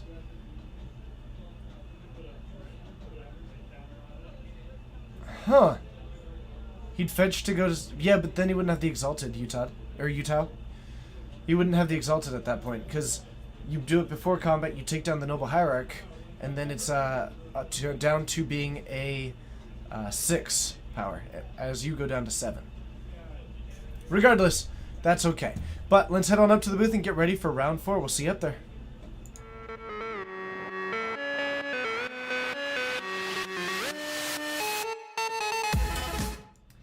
Hello, and thank you so much for joining. My name's TJ. I've got a Kangaroo hat sent in by someone named Kangaroo.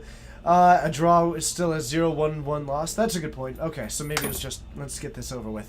Fair enough. And we are getting ready for round 4, the 4th and final round. We're going to get the finals on stream. We'll see if Coleman fought through his matchup against Blue-Red Delver to make it there. Otherwise, we are just going to be getting ready. Reminds you of the Mariners season? That's true. It's your birthday now. What? Happy birthday to Lathier. Storm ad nauseum combo extraordinaire, it would seem. Thank you for being a part of this stream. I hope you have the most lovely, wonderful, incredible, amazing birthday experience possible. I cannot wait, because a birthday to me is a pretty exciting experience. Think of it like this. Today marks that you, don't think of celebrating the last year. Think of it like you are celebrating the year to come. That is exciting. Have an incredible birthday. Your next year is going to be incredible, Lathier. Yeah. Whatever it is that you're doing, you're gonna get there. You're gonna get there. Yeah, look at that. We got finals. We do have finals. Finals. Got a good old-fashioned tribal battle. What? Goblins versus elves? Yep, Is Corbin in it? yep. Is he facing the wall? He will be. No? It looks like he doesn't want to come on. Ah, well. Ah, well. Yeah, I'll find something else. Okay. Okay. Cool. Never mind. That's not our match. That is not our match. No booing. What was that? No booing. No, I wasn't booing. I was saying Boo Earns. Liar. Clearly did not get the Simpsons joke. I was. No, I didn't. I don't watch The Simpsons. Okay. TJ went to motivational again. I'm not trying. It's just what I say. I don't try to do that. It's just my thoughts. It's just what I'm thinking. I'm just trying to keep it topical and it gets up there. I don't know. I'm just a dude with a kangaroo on his head, you know? So take it at face value. I'm just a dude with a kangaroo on his head. Having fun. So round 4 coming up. What will it be? He wasn't booing, he was just saying boo. Well, I get that that's now a Simpsons reference, but I don't watch The Simpsons. I've seen, like, I don't know, probably less than 5 Simpsons episodes total. Maybe 5. Maybe 10 if I'm forgetting a lot of them. So I don't really watch The Simpsons, so I don't get these references. So I apologize. Just took it down with Blue White's second son. You officially love Magic again. Yes! Pupski Fritz, loving Magic again. I love that you love Magic again. Thanks for being as awesome as you are. Alright, so I managed to convince Corbin to actually play on the camera. What? So you will see the tribal battle. Okay, are you going to be against the wall? I am going to be on the wall. That's Okay. correct. Okay. So how you feeling about this matchup? Well, I've won every time we've played, so... Not no, bad? Not bad. I hear you. I hear you. That is going to be a tricky one, though. Man, doing 3 things at once is ridiculously difficult. Yeah, I can totally imagine. Also, turns out, Goblin Lackey not very good against Death Ray Shaman. Yes. That is true. So we'll just do a different one as that. Alright. Thank you very much. Good luck in your match. Okay. You just finished 5th in Modern. Congratulations. Spotty Rhyme, you're welcome. It's my pleasure. Legendary Gaming, tacky vest. Hurtful. Hurtful. I like this vest. I think this vest looks nice. I think it's a nice touch for the looking a little bit more professional. It's a good look. Okay. So, let's see what we can do. It's time for the finals. Do we have Elves versus Goblins? Yes, we do. So let's all start wringing our hands in celebration. Let's keep it nice and villainous. Do a little bit of finger tapping here. And let's head on down. We'll see you there.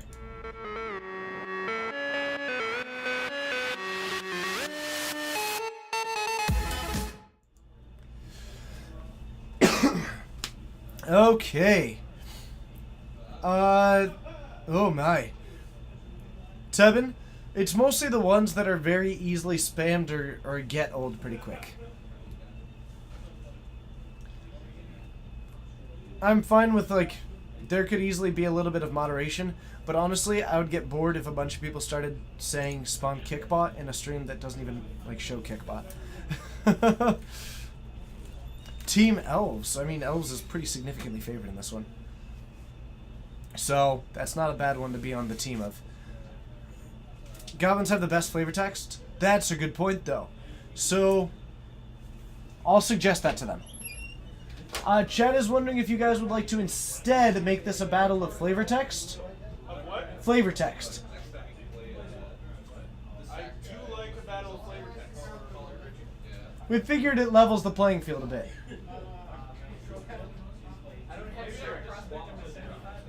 Ah. I do drink fatigue. Okay. Okay. Max Flavor Win Finals? Yeah, but then it's like Ultimate Flavor Win because, just like in Magic, elves beat out the goblins. That is a good flavor text. I like flavor text. You know what, everybody? Put in your favorite elves or goblins flavor text in chat. Let's take a moment to do that. In the meantime, hello everybody who is joining. It's a pleasure having you here. My name's TJ. This is the Geek Fortress Finals of our Legacy Friday Super Series. Even though it's not a Super Series, it's just a series. But thank you so much. Quick, inflate the toad. The enemy is near. Quick, inflate the toad. And a Goblin Lackey coming on down. Do we have it? Nope, but we've also got just a card that's fine on its own. Do we have Tarfire in the deck for Corbin? Yes. Tarfire able to take it down, and a Goblin Lackey is going to get in. Coleman's going to fall down to 18, and we're putting in a Krenko Mob Boss. Corbin might actually win this match. Dang. Krenko Mob Boss is bonkers in this deck.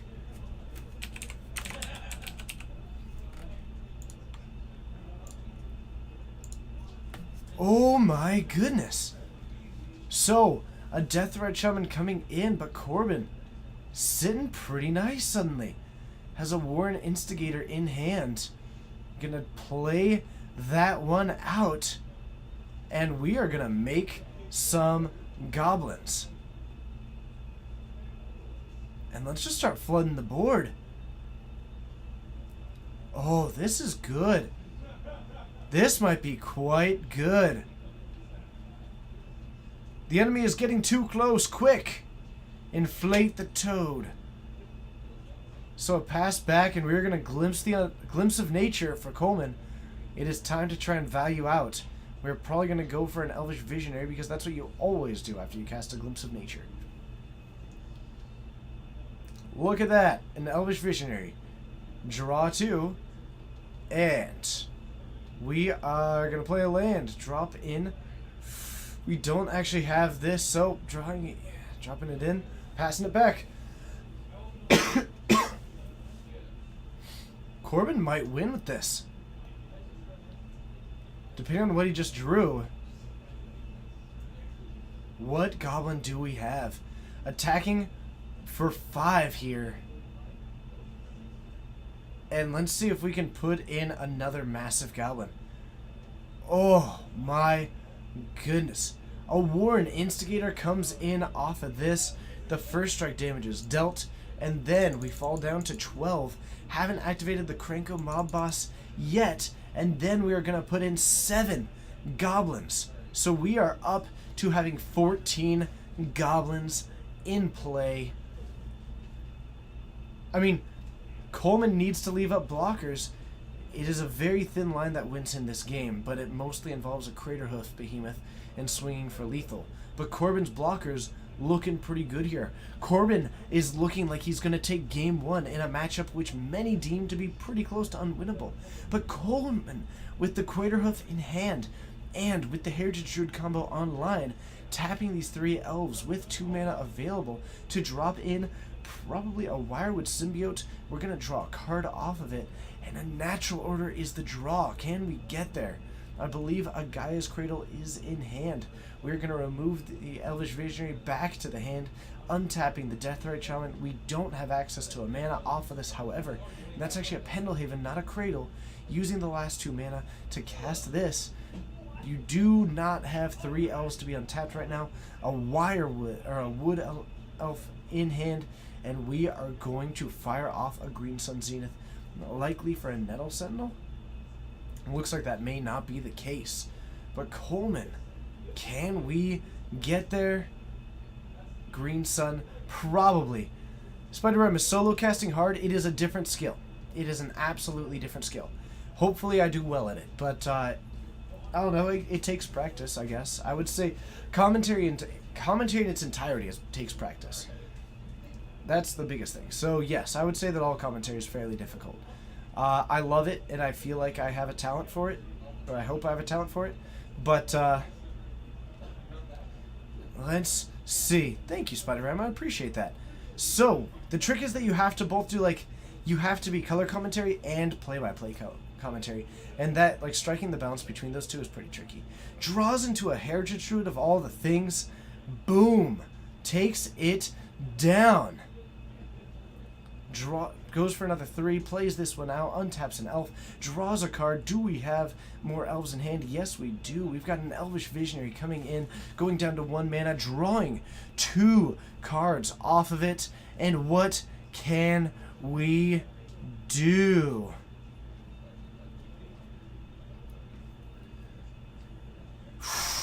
Thank you. Thank you, the Mike Hypothesis. Oh my goodness. We've got 3 elves out. We've got 3 more mana.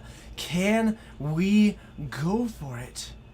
We've got 1 mana. We could natural order right now, but is it worth it to natural order? Can we outrace this with just the amount of creatures out there? You will have a Craterhoof Behemoth and the Nettle Sentinel. None of these creatures not summoning sick. I don't think he can go for it this turn, but can he survive long enough? He does have the Craterhoof in hand. Is there another card that he can go for? We are going to be tapping for green here. Oh, he's got the Wirewood Symbiote, which is not summoning sick. So, do you go for it? I think he runs 2 Craterhoof, but I'm not 100% certain. But if he goes for this one, you get a boost of... I don't think that he's going to. Doesn't Coleman commentate sometimes? Yes, he does, Pupsky Fritz. Coleman is one of our commentators. 1, 2, 3, 4, 5, 6, 7, 8, 9. You'd get +9/+9 with 7 blockers. I don't think that you have enough there. So he's going to have to hang back and keep back some blockers and hope to get a lethal attack next turn. Oh, man. Can he survive another turn? Depending on what Corbin draws, he might just be dead to a lot of draws. Something like the one that gives haste, straight wins. Natural order for Elesh Norn. Sure, that seems reasonable. But this Krenko, a turn 2 Krenko mob boss, is just dominant. That's the lesson for the day. If you were going to be goblins and you need to be elves, drop a Krenko on turn 2. Feel good about yourself. We are going to go for it. Natural ordering. And what are we going to find? Getting rid of the redundant Heritage Druid. Getting... Is that a Wirewood Symbiote as his take? Really? Really? R. Jorgensen, the Nettle Sentinel, has summoning sickness.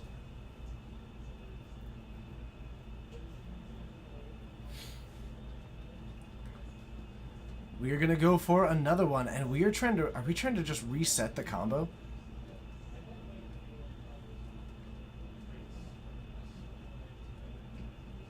Okay. We're going to play that, untap this, and we are trying to reset the combo. Oh my goodness. Firing off the Elvish Visionary, untapping the Nettle Sentinel, drawing another 2. Coleman just reset with a natural order. And I think he missed. I think he just missed. This is just like the Pro Tour. Coleman just bricked.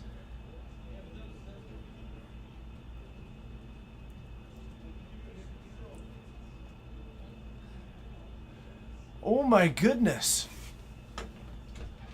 Hold on, if he passes, I'm going to have a funny thing to say to him. Oh my goodness. Wow.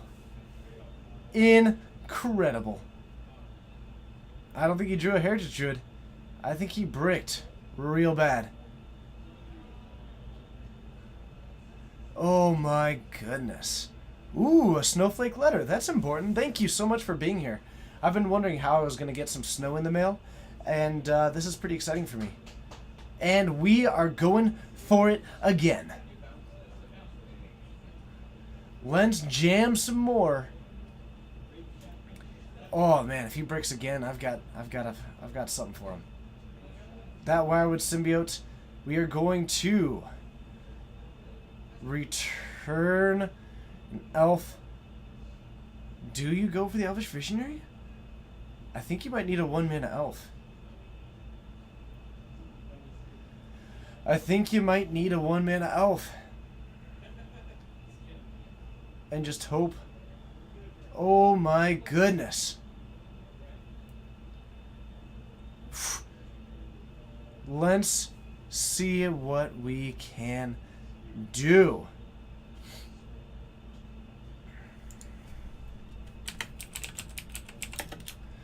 Okay.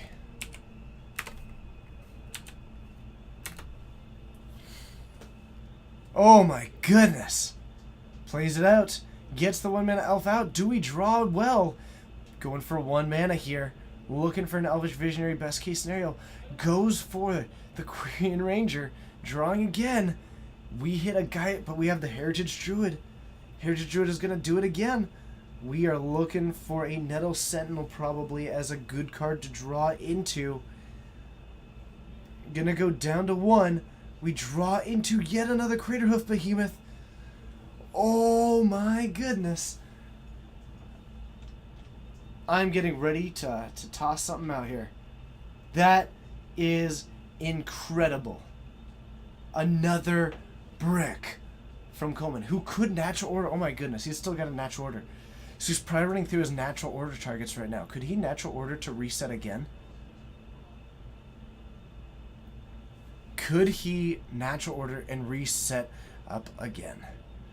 Oh my goodness. He is working through this. Slow play? I'm not sure if I'd call this slow play. Oh. So he has been bricking. We are going to fire this off. Sacrifice the Heritage Druid. And let's see what we are going for. Another. The last Wirewood Symbiote. It is time to believe if you are Coleman. Oh my goodness. I have never seen elves reset 3 times in the same turn. Going for it. Returning it back. Playing out the Deathrite. Drawing some cards. Elvish Visionary. Untapping. And we are going to draw. We got a Wood Elemental. We drew into yet another elf. Can we get there? He runs 2, I believe. Deathrite Shaman coming down. A glimpse of nature. Oh my goodness.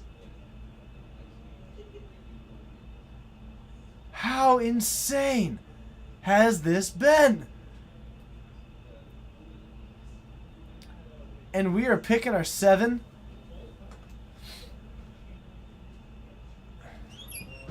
Hey Coleman, would you trade sheep for brick? You know what? I think I'm good on bricks. Okay.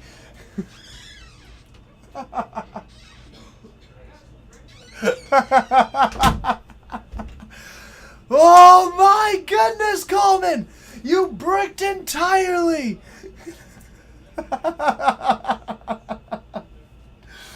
Oh my goodness! Oh! Goodness gracious! A pluses! Hooray! Oh God! Attack and I think I'm good on bricks. What a turn! Resets the Wirewood 3 different times. Plays out all these creatures and just bricks. Bro, my fire Digimon died? Okay, well that's good. I mean, I wasn't using it anyway, so that's probably positive. It's good to see a Snowflake letter. You strike me as attempting to troll, but welcome. My name's TJ. You are more than welcome here. This is the Geek Fortress stream, where we do try and keep it light and friendly, and I look forward to seeing you more in the future. You strike me as someone who is probably a good person, so thanks for being here. Oh, goodness. So, that is a lot of damage coming in. After these blocks, we're going to take 10, fall down to 2. And that is going to be rough. as my dog would put it. Looks like we are going to try and block another 2. We're going to fall down to 4 by the appearance of it. Did someone clip the... Oh, I said, would you like to trade sheep for bricks? Oh, the Braum Bomber. Yes, it is. Yes, it is. So, we are going to make another 14 goblins here. Coleman kind of has the potential to win here, actually. Depending on what he has in hand. So we are going to be falling down to 4. And Coleman might still come back from this. Which is just drop dead incredible.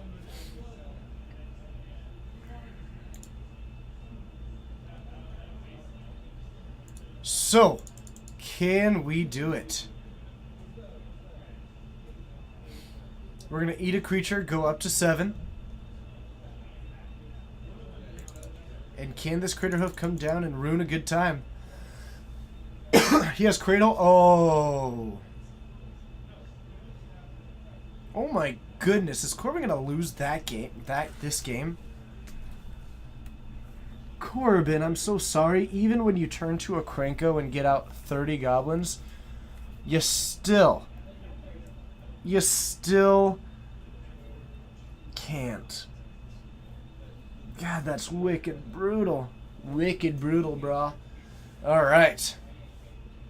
My goodness. So, a Cradle comes out. We can tap for 9. Play a Crater Hoof. And that's going to be enough. Whoa! The speed turn! Boom! Jesus.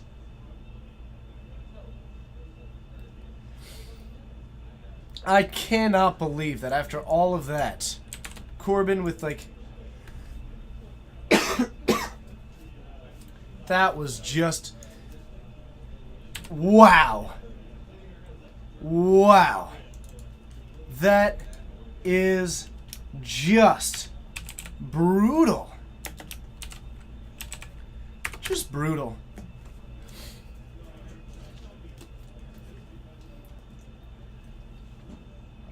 Snowflake Letter, you are no longer welcome in the stream. I hope you have a pleasant day. Okay. Whoa. That was crazy.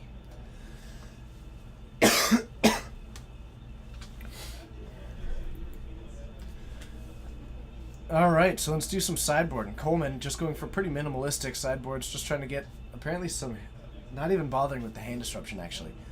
Just brings in Scavenging Ooze, Abrupt Decay, and his Progenitus because it has the capacity to just straight up win the game.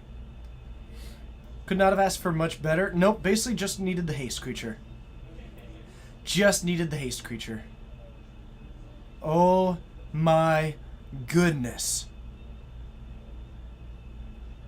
Mr. Fox, and that is what you get for playing red. How dare you. Utah, good to see you. Thank you so much for joining. Have a good evening. You are amazing. I hope you sleep well and have an incredible tomorrow. What colors are the best combination for a deck? I'll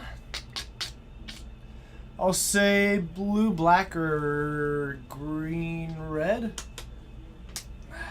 I don't know. I guess the best one historically, like, that's such a subjective thing, and it's based on format, and it's based on its own context. I would say that probably, arguably, super arguably, by the way, probably blue-white has historically been the best, and blue-green has historically been the worst. Maybe blue-black. Blue-black has probably historically been better than blue-white. But that's so subjective. Right now, I wouldn't really give that any definitive answer. There's a lot of options.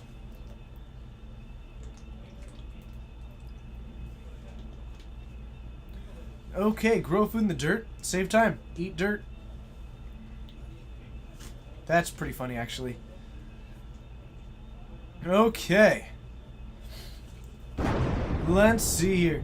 Goblin community, hitting that follow button. It's always a pleasure having the Goblin community. Unfortunately, game 1 didn't go in your favor, despite all kinds of good, but thank you so much for hitting that follow button. Thank you for being a new viewer. To anybody else who's a brand new viewer, thank you so much for joining. This stream is an incredible part of the community. I love being a part of this community, and having you all here is such an incredible experience for me to work with you all.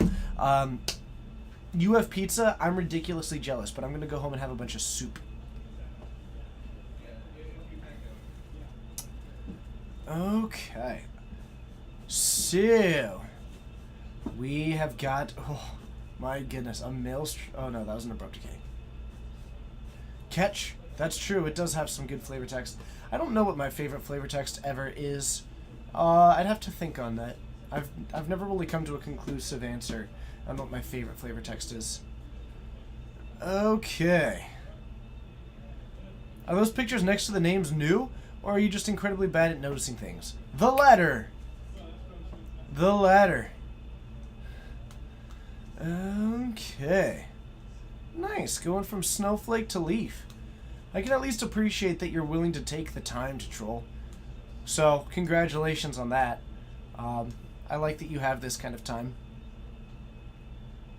So, good on ya. Good on ya. We have got a Chalice of the Void on 1. Coleman's in trouble. But as we saw last time, even when everything goes right for Corbin, it still might not. It still might not. Who won game 1? I'm sorry, Elves did. I missed that. I missed that.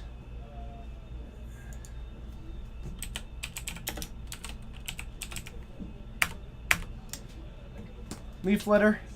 I can appreciate that you're willing to take time, but it is unfortunate that that you would spend so much time and effort trying to tear things down, and no one will remember you for that. I highly suggest that you decide to turn things more productive.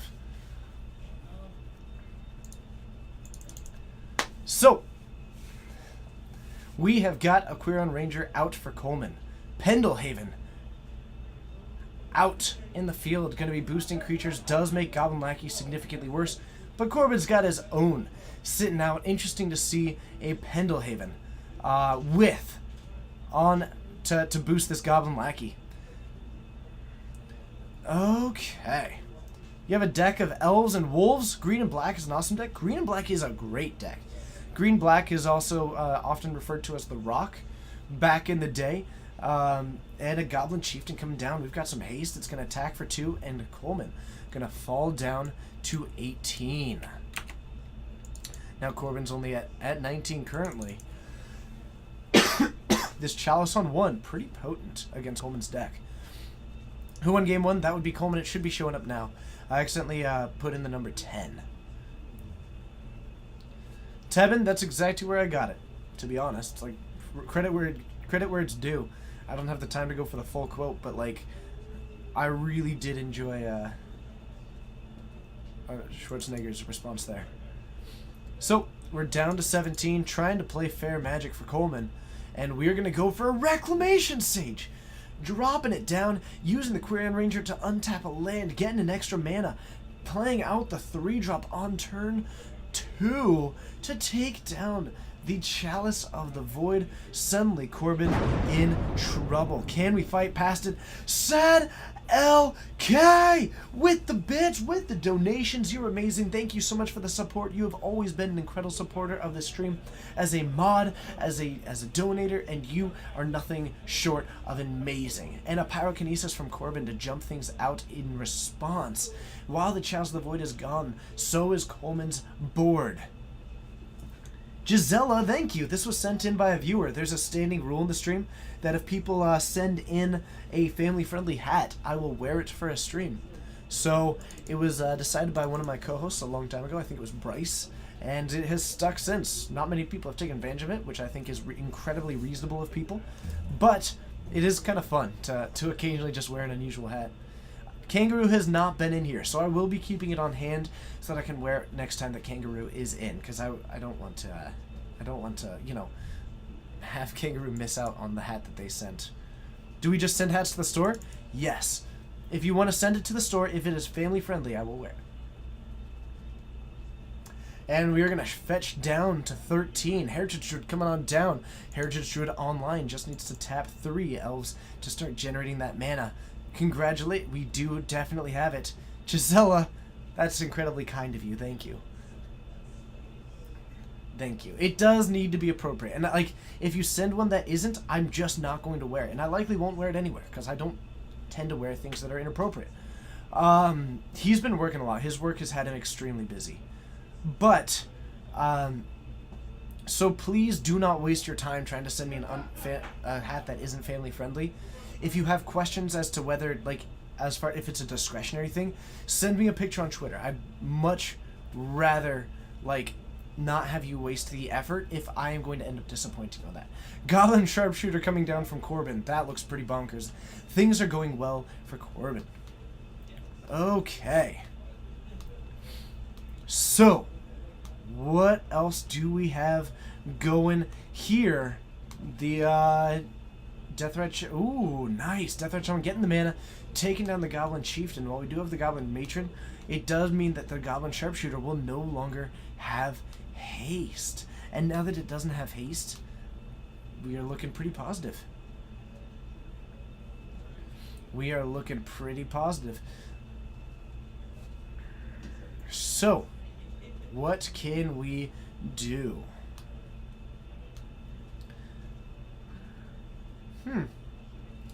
Interesting.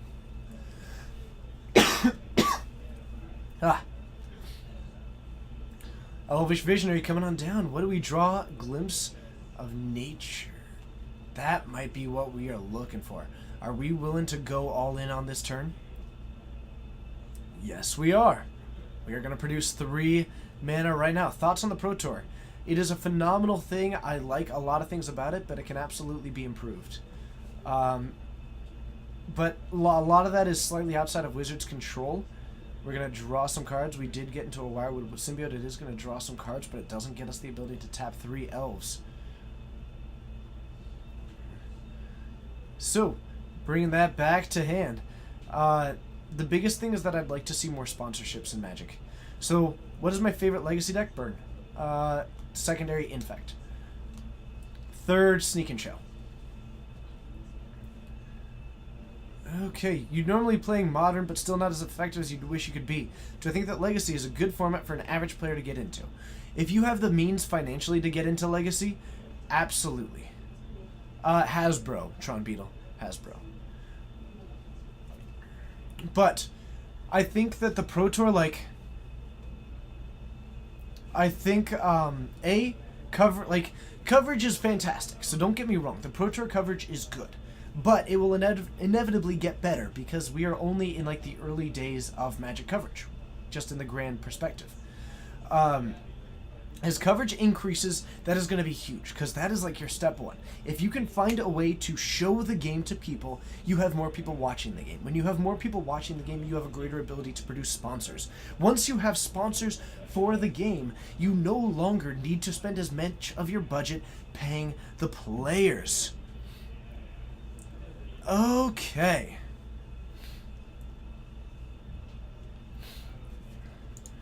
Okay.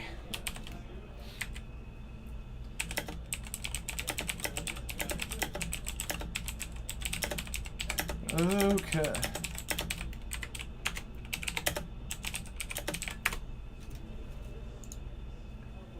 So, and then you don't need to pay the players because they're making money through sponsorships. And obviously, I have a very limited viewpoint. I don't have all the information. That's just quite frank and honest with all of you. So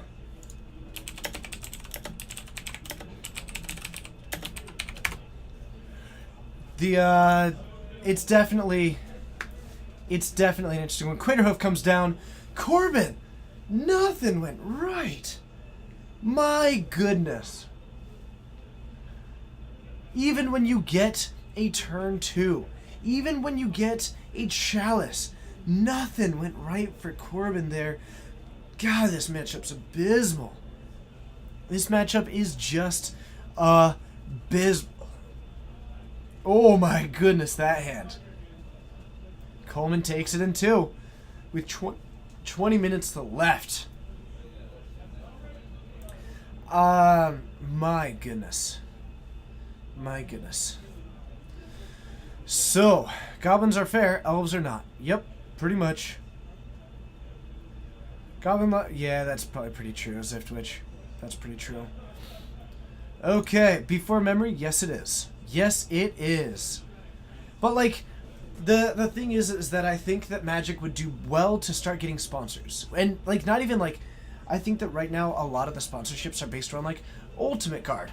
And, which is an incredible product, don't get me wrong. But there is so much more capacity for like sponsorships outside of that. You're exactly right. Like Soylent could sponsor more people.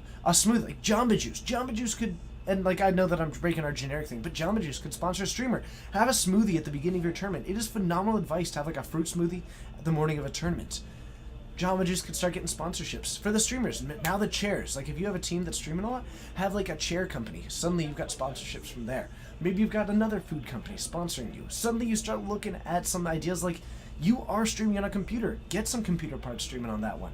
Like that's what you test with. We test with this and we play Magic on that. Granted, Magic doesn't have the highest things, but maybe digital next starts becoming a good thing. Maybe you start looking at like Blue recording equipment.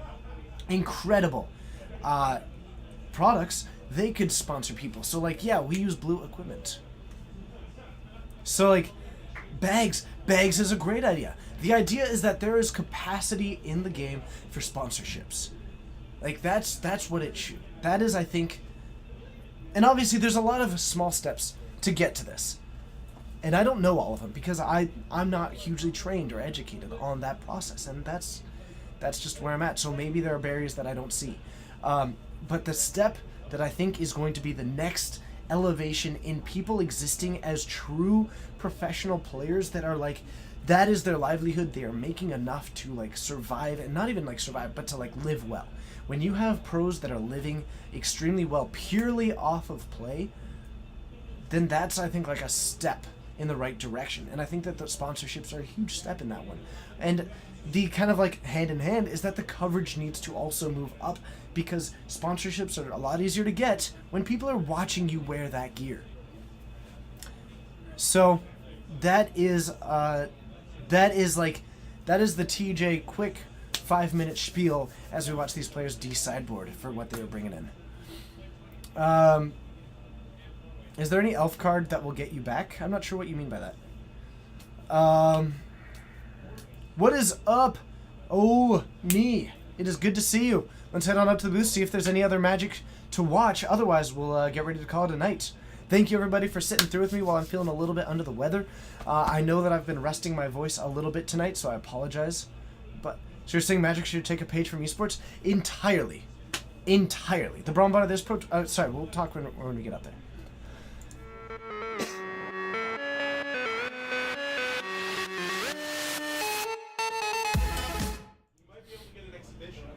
Okay, I'm open to it. But yeah, like this Pro Tour had a lot of people watching it. There is another aspect of potentially trying to figure out, and I don't know the answer to this, but I think you need to find a way to... Nice hat, thank you. Thank you. Quadracorbo. Ooh, you haven't done this before. Neurotoxina, you're our featured viewer of the day. You have a great name, you're a great person, and you have always been delightful in chat. Every time that you show up, you say a big hello. It's always delightful. You hang out here, you hang out in my personal stream, and it's always just fun saying your name. You have a clever name, which I really think is a lot of fun. Yes. Oh, man. So, get Cedric and Peace to do commentary? Yeah. You're not going to play well? It's okay, you'll get rewarded. Isn't that normal? Nothing? Oh, harsh. Hi, Josh. I thought you didn't like harsh mentoring legacy. That's okay. You're acting a lot like a harsh mentor. I'm sorry. It's only because he couldn't hear. Yeah, that's true. So this is gonna be your exhibition match. Okay, so we've got Josh.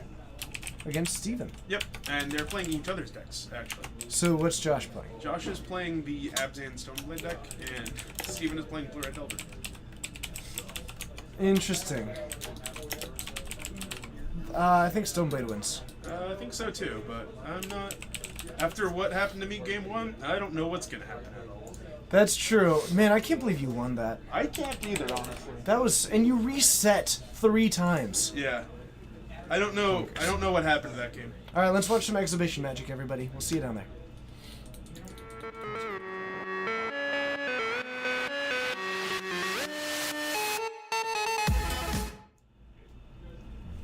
All right, let's reset this. They are good to go, and we are apparently already off and running. And we're gonna take a brainstorm with the Thoughtseize. You're getting out of paper. You're looking to sell your stuff. You're not sure the right path to take. You put it together your money cards into 3 binders that are worth. What would I do? I honestly don't know the answer. If you can go piece by piece, you'll sell it for more, but it will also take a lot more time. If you're trying to sell it in bulk, then you might be better just more through consistency trying to sell it to a big supplier. But if you have time, selling them individually if you can is probably going to be the best way to go about it. But I haven't done that, so... Whoops. Whoops. Okay. To you, having cards now banned in standard is not moving in the right direction. It's a lot better than the direction it was. Printing bannable standard cards. I actually think that, I don't know. Development certainly dropped the ball for about 1.5 years, but I think Wizard still is making a quality product. They had a flaw. They did good development with a flawed design, or with a flawed mentality, but that's okay. I don't know. Banning cards is obviously bad. It's significantly better than the alternative. But they also did just develop it. Like, they just created an entire department for their development team. There's an entire department that their only job is to test constructed formats. That's it. So, yeah. It's just evidence that the power creep is going too fast. I actually think that the power creep has been very reasonable. I think that it's been quite reasonable. What round? We were in the last round. This is actually an exhibition match. The whole thing's done. But I think that Magic has done an incredible job of ignoring power creep. Like, they have done... I don't think that there's been much power creep in Magic at all. In fact, the game is... Like, the cards are largely less powerful than they were in the past. Like, there's a reason why you have legacy decks that are only running 1 or 2 cards out of each new set.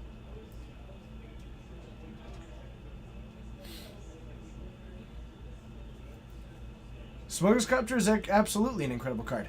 Having powerful cards is different than having power creep. Powerful cards should always exist, because then the game is boring if you don't have them. But,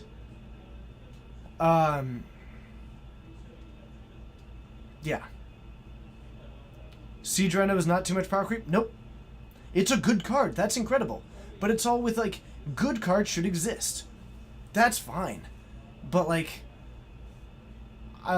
the game is not consistently one-upping itself. Different aspects of different things are always getting, like, it's this continually, like, scaling thing. So, like, for a turn, there will be, like, good cards there, and then those will get worse.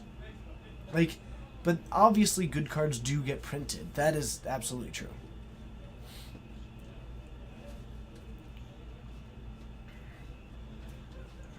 So, but yeah, I think there was a short time in which, there was about 1.5 years. Yeah, Delver is quite fast. Blue Red Delver is like a blazing fast version of it. Can I honestly say that since Theros sets have been getting more powerful on average? No, I would not say that at all. I would say that answers have been getting worse. The threats are not more powerful.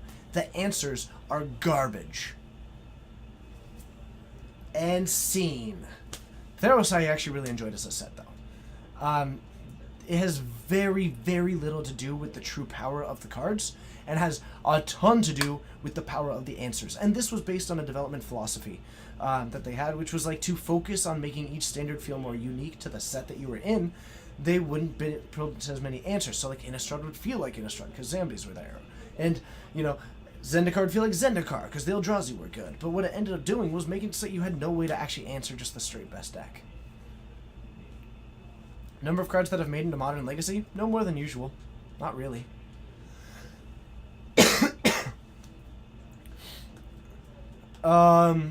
I wouldn't say that more cards than usual have been making it into Legacy or Modern. You've been getting your usual, like, 3 or 4 cards into Modern with then other fringe cards. You've been getting your usual 1, maybe 2 cards into Legacy. RTR Theros was your favorite standard? That was my favorite standard as well. So, we have a... Let's see.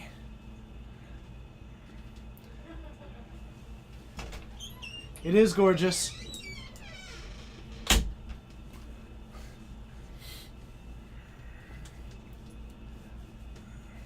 So, Dark Confidant coming down for Josh.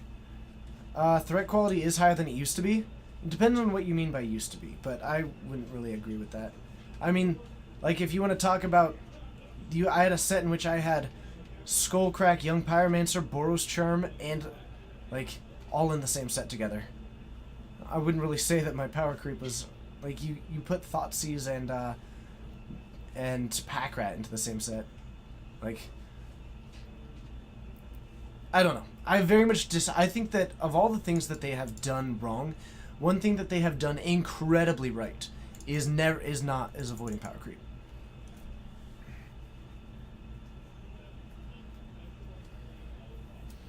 I have never once felt that Magic was experiencing power creep in any kind of way that was detrimental to the game. Nope, Stevie Nickscope, you're fine. We are going to attack with some Storm Chaser Mages. We've got a 4/5 Tarmogoyf, however, but Josh, down to 10, doesn't have a whole lot of time. He may have the better clock, but he has got the much lower life total. Okay. You never thought it was detrimental until this standard? That's reasonable. Certainly this standard had its own set of problems. But I don't think that I would call them power creep. I think that you were correct in evaluating that there was a problem. I think you might just be using the wrong term. I think that there might just be a confusion. I think that sorry, maybe that's even too harsh to you. I'm sorry. I think it is that we have differing opinions on what power creep means. How about that? So I think that because it's not that you're wrong in your evaluation, because you have a very correct term of like what you think power creep is. I just have a different mentality of what it means, and I think that we are not aligning in our definitions. Because I think that you're absolutely right in evaluating that there's a problem. But I also think that Amonkhet looks incredible for taking steps in the opposite direction and fixing it. Amonkhet is an incredible step in that direction. However, Steven wins by casting lots of lightning bolts. Chain lightnings are good. Chain lightnings are good. Also, if you're wondering why I've completely devolved my ability to do commentary, it's A, because this is an exhibition match, and B, because I found this conversation interesting. But thank you so much, everybody, for joining. If you do have other conversation pieces, we're just watching a bit of Magic before the end. And if there is an interesting conversation, I'll focus more on the commentary. Marvel and Emrakul isn't power creep, it's power sprinting into a wall. Except Emrakul was worse than the previous Emrakul. Like, Emrakul, the Aeon's Torn, is still the premier Emrakul. Zeused his face. Okay, now Zeused in the face? Either way, that's a pretty fun way to say it.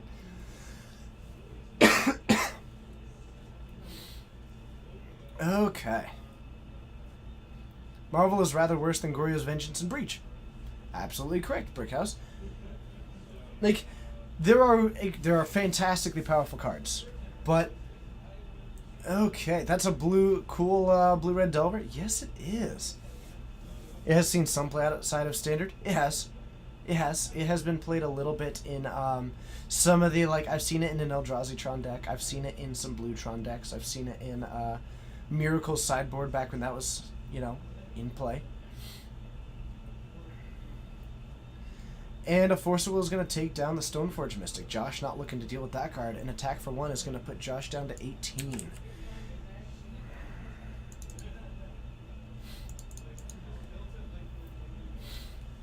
Pupski Fritz, you're absolutely right. Now that was another time with some absurdly powerful cards.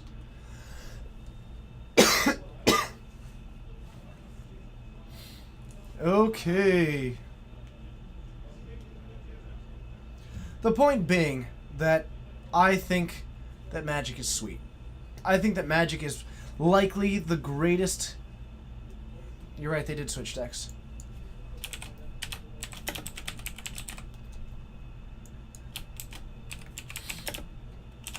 I truly think that Magic is probably the greatest game ever made, and I think that it very well could be the greatest game that ever will be made. Obviously, that's pretty difficult in the future. Like, it's hard to guarantee that for the future, but like, it certainly is promising. And I would love to see a world in which the ability to watch the game reflects the true excitement of the game.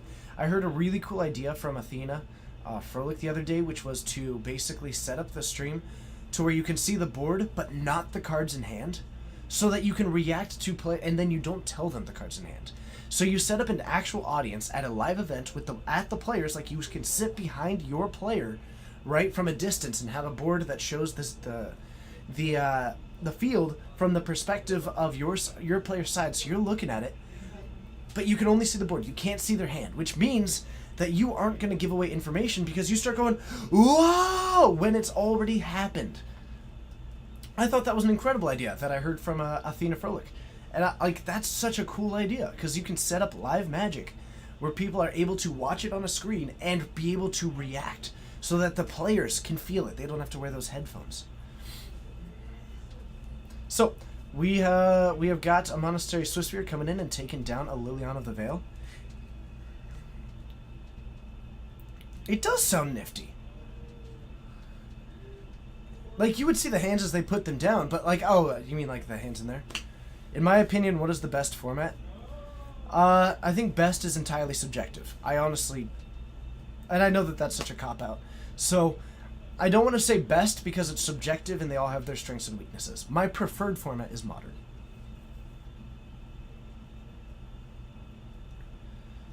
My preferred format is Modern. So, a Tarmogoyf coming down, we're going to brainstorm in response. We have an Umezawa's GT out. What is up? Hey. Oops. Want to talk some Legacy? Sure. What's your favorite Legacy deck ever? We all know the answer to that one. Is it Reanimator? It is Reanimator. Dang. I I heard you were love it. looking for a new Legacy deck. Yeah, I am very heavily leaning towards Elves. Why not Burn? It's a combo deck. I would be bored out of my mind. I don't think you would be. I think I would be. Let's see what this thing's got going on here. Ooh, very nice. It is Ooh. a comfy hat. This thing is way too warm for this. Slide over or something. Oh, there we go. Yeah, there we go. I want to be on the camera too. This hat is way too warm for this room. Nah, that's good. I've adapted to this room. Play lands. I don't know who that is. Who are you? That's Dylan. Oh no, wait, that's Dylan or Chris. Oh, this is true. I do also like lands. Fits whose head better? My head better? It does fit you nicely. Yeah, I got a big fat head. You would not fat head. Thank you. You're welcome. Get a fat head. Get a fat head. Put it up on your wall. Oh, Chris, yes, lands. I can get a fat head of you. Nah, dude, fat heads never stick on the wall. We actually had one at my old place when I had roommates, and they never stick on the wall. Oh, Hey, Chris. I actually did get the first off. It's just a heads up for you. First one? The first off. I have the first off. I have that day off. Was that the same day? Was that the day? That's the day. Okay. Well, I hope it's the day. I got that day off. I'll double check. That's what you sent me in the message. Oh, your head is 3 water bottles wide? It is 3 water bottles wide. One time someone asked Solid. me, and I didn't know, so I measured my hat size by a water bottle. Yeah, but it like comes down, so it's not like, it's not 3 water bottles wide at your chin, because, you know, you kind of like got a slopey face. Yeah, I've got a slopey face. It's not square. Like, mine is much more fat and square. I've got a slopey face. Yeah. Yeah. Whatever you say. I'm not really sure. I don't know the terms for faces. Me neither. I know that like almond is one. I've heard someone like an almond-shaped face, and I thought I don't really know what that means. It's usually good. Okay. Could be worse, I guess. Hmm. Nude Proof Dead Guy Ale. Yeah, Jeff I'm not Hogan has one. I'm not surprised. Those are both really good cards. Like Standard has a lot of playable cards. Dark Wave Mist, someone asked me what my hat size was, and I needed to answer. So I just, the only way to answer is to like take something that other people might have. Tell the story of how you got into. Who got you into MTG? It's actually a cool story. Of who did? I mean, it's like, it's really weird the things that you remember. Like, I can remember the only movie that I've ever walked out of the theater. What was that? Final Fantasy Advent Children. No, wait. What was the first Final Fantasy? It was like in 2001. It was real bad. Mm-hmm. Anyways, walked out of that one. Only movie I ever walked out of the theater, and I've seen some pretty bad movies. So who got you into Magic? Well, it wasn't a person actually, because this was like, I got into Magic when I was in 7th grade. So Magic was not a thing you just like everyone played. I found a Lord of the Pit, and 12-year-old me was like, "What is this?" Where'd you find it? It was on the ground at my middle school. That's it? Yep, it was Lord of the Pit sitting on the ground. I was like, I collected baseball cards and stuff like that, and I was just like, what is this? Yeah, Spirits Within. Yeah, exactly what it was. Advent Children was actually the good one. That was the one that was loosely based off Final Fantasy VII, which was actually really good. But the Spirits Within, if anyone's seen it, is completely garbage. And it came out right after Final Fantasy like 7 or 8. Definitely after 8. When the game was popular. When the game was like amazing. I played endless hours of Final Fantasy VII. But anyways, Can I admit something to you? you've never played it. Any of them. It's okay. This is what you deal with, people. You did this. Video games. Breeding Pit, yeah, exactly. So yeah, I found a Lord of the Pit revised, took it down to my local game store, which was smaller than my first store, so they could not have been more than They were like a nook. 450 square feet. This I mean, one's it about was. 1,000, right? This is, yeah, and my first store was 600, so they could not have fit more than one case, a couple shelves in the back, a couple racks for comic books, and maybe 2 tables max. Sure. And he traded me about a stack of about 3 inches tall of commons for my Lord of the Pit because it was worth $12. Gas. Yeah. And then I took that and then never looked back. Bought revised packs for $4. I wish I would have bought more of those. To be totally honest. But I don't know about you, but 12 and 13-year-old Dylan did not make a lot of money. Or zero, actually. Zero money. 12, 13-year-old TJ didn't either. Yeah. I didn't get into Magic until I was 19. It's not even the card of Lord of the Pit, what it does. If you look at the picture, tell me that, like, I didn't grow up in a very, like, religious household. Like, my parents were, like, hippie musicians. So when I brought home a giant flying demon, they were like, oh, cool, what's this? And they did not care. And so the picture is just one of the coolest artworks ever. And it's iconic. It's, I believe... now I'm blanking. Is it Melissa Benson, the artwork? I know she did Shivan Dragon, also very iconic to me. Shivan Dragon. I cannot remember who did the artwork for Lord of the Pit, the original one. Shoot. Was it... Oh, was it... It was one of, like, the most known names. It might actually... Oh, it was Teeden. It was Mark Teeden. Mark Teeden did the... Teeden. Thank you. Sorry. Teeden. I was waiting for it. Yeah. Did you know he was the artist? Yeah. Oh, okay. Thanks. Let me hang out there. You were having fun. Yeah, whatever. You were having fun. So it looks like Goyf wins. Skooz wins. Shocker. He also did Brothers of Fire. I know. You know how I know, Dark Goyf Mystic? You know how I know. Dark Goyf Mystic? Yeah. You don't even play any of those cards in your Legacy deck. Dude, it's Dylan's account. Oh. Yeah. Crazy guy. Dylan loves playing those cards. Yep. Time to go back up to the booth. Romario Vidal. That's not a host, but Is still. that a host? Oh, Sweet. thanks, buddy. We'll see you up in the booth, everybody.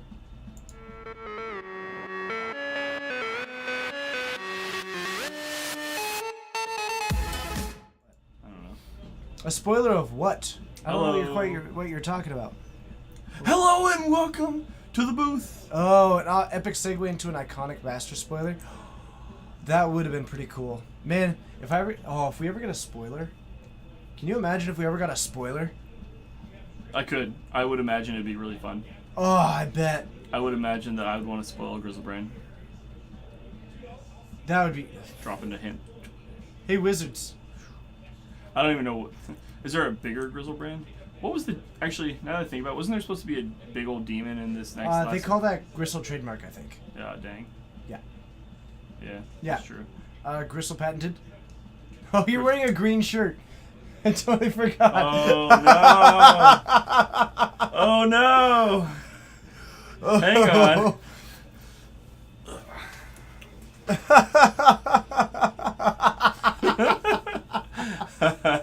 Oh, that's brilliant. Welcome to I Am the Floating Head. This is TJ.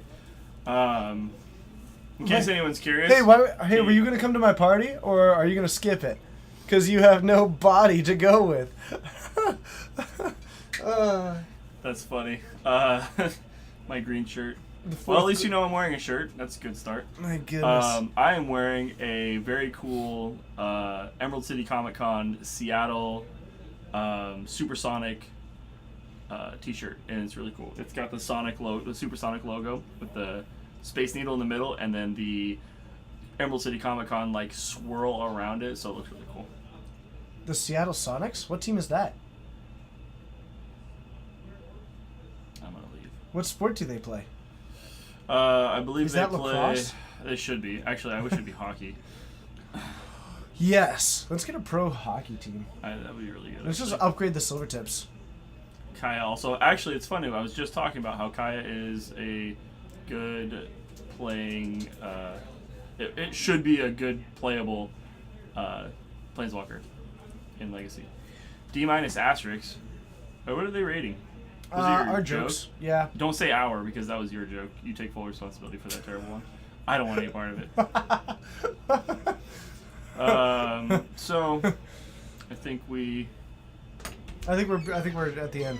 I think we're at the end. So, you guys want to ask me a couple questions or him a couple questions real quick before we leave?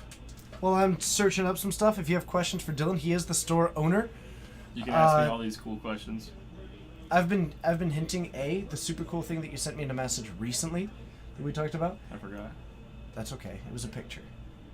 Oh, yeah. And I've hinted at that. Oh, God, I need to do work. And I wish I was more talented. Let's just say this. I should have just been a graphic designer. And I have low-key hinted at the June 1st event. Yeah, that'll be cool.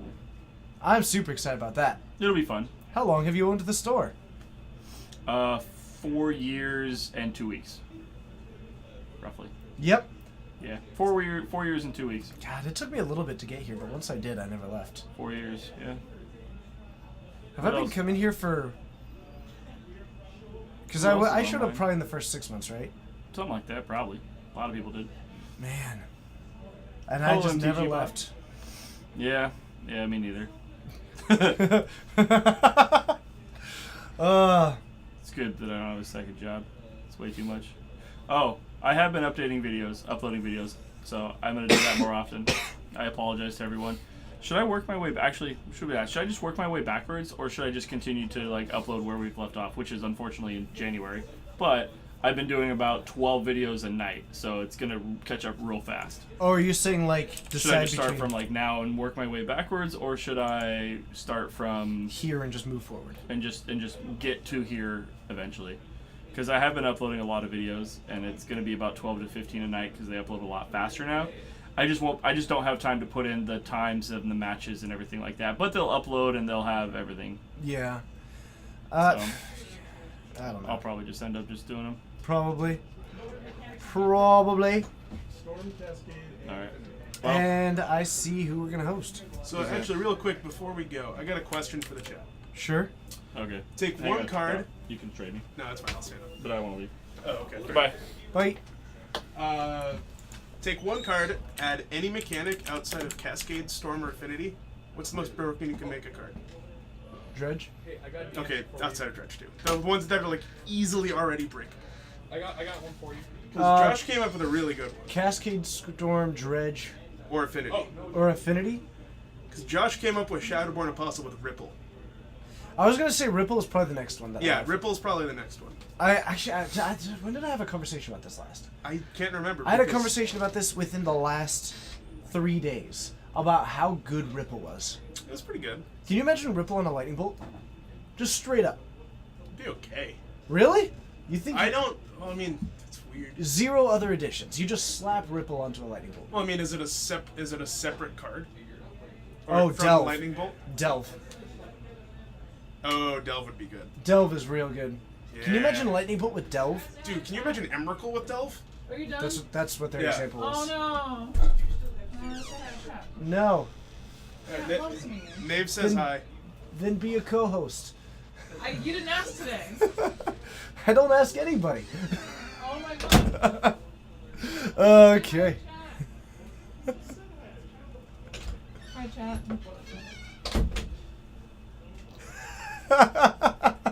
Now I get to have my fun. Rampage 3. Ripple on a lightning strike? Yes. Alright, everybody. It's time to call it night. We're going to host on over to Bruce by the Magic Guy. It's going to be great, awesome, all kinds of fun.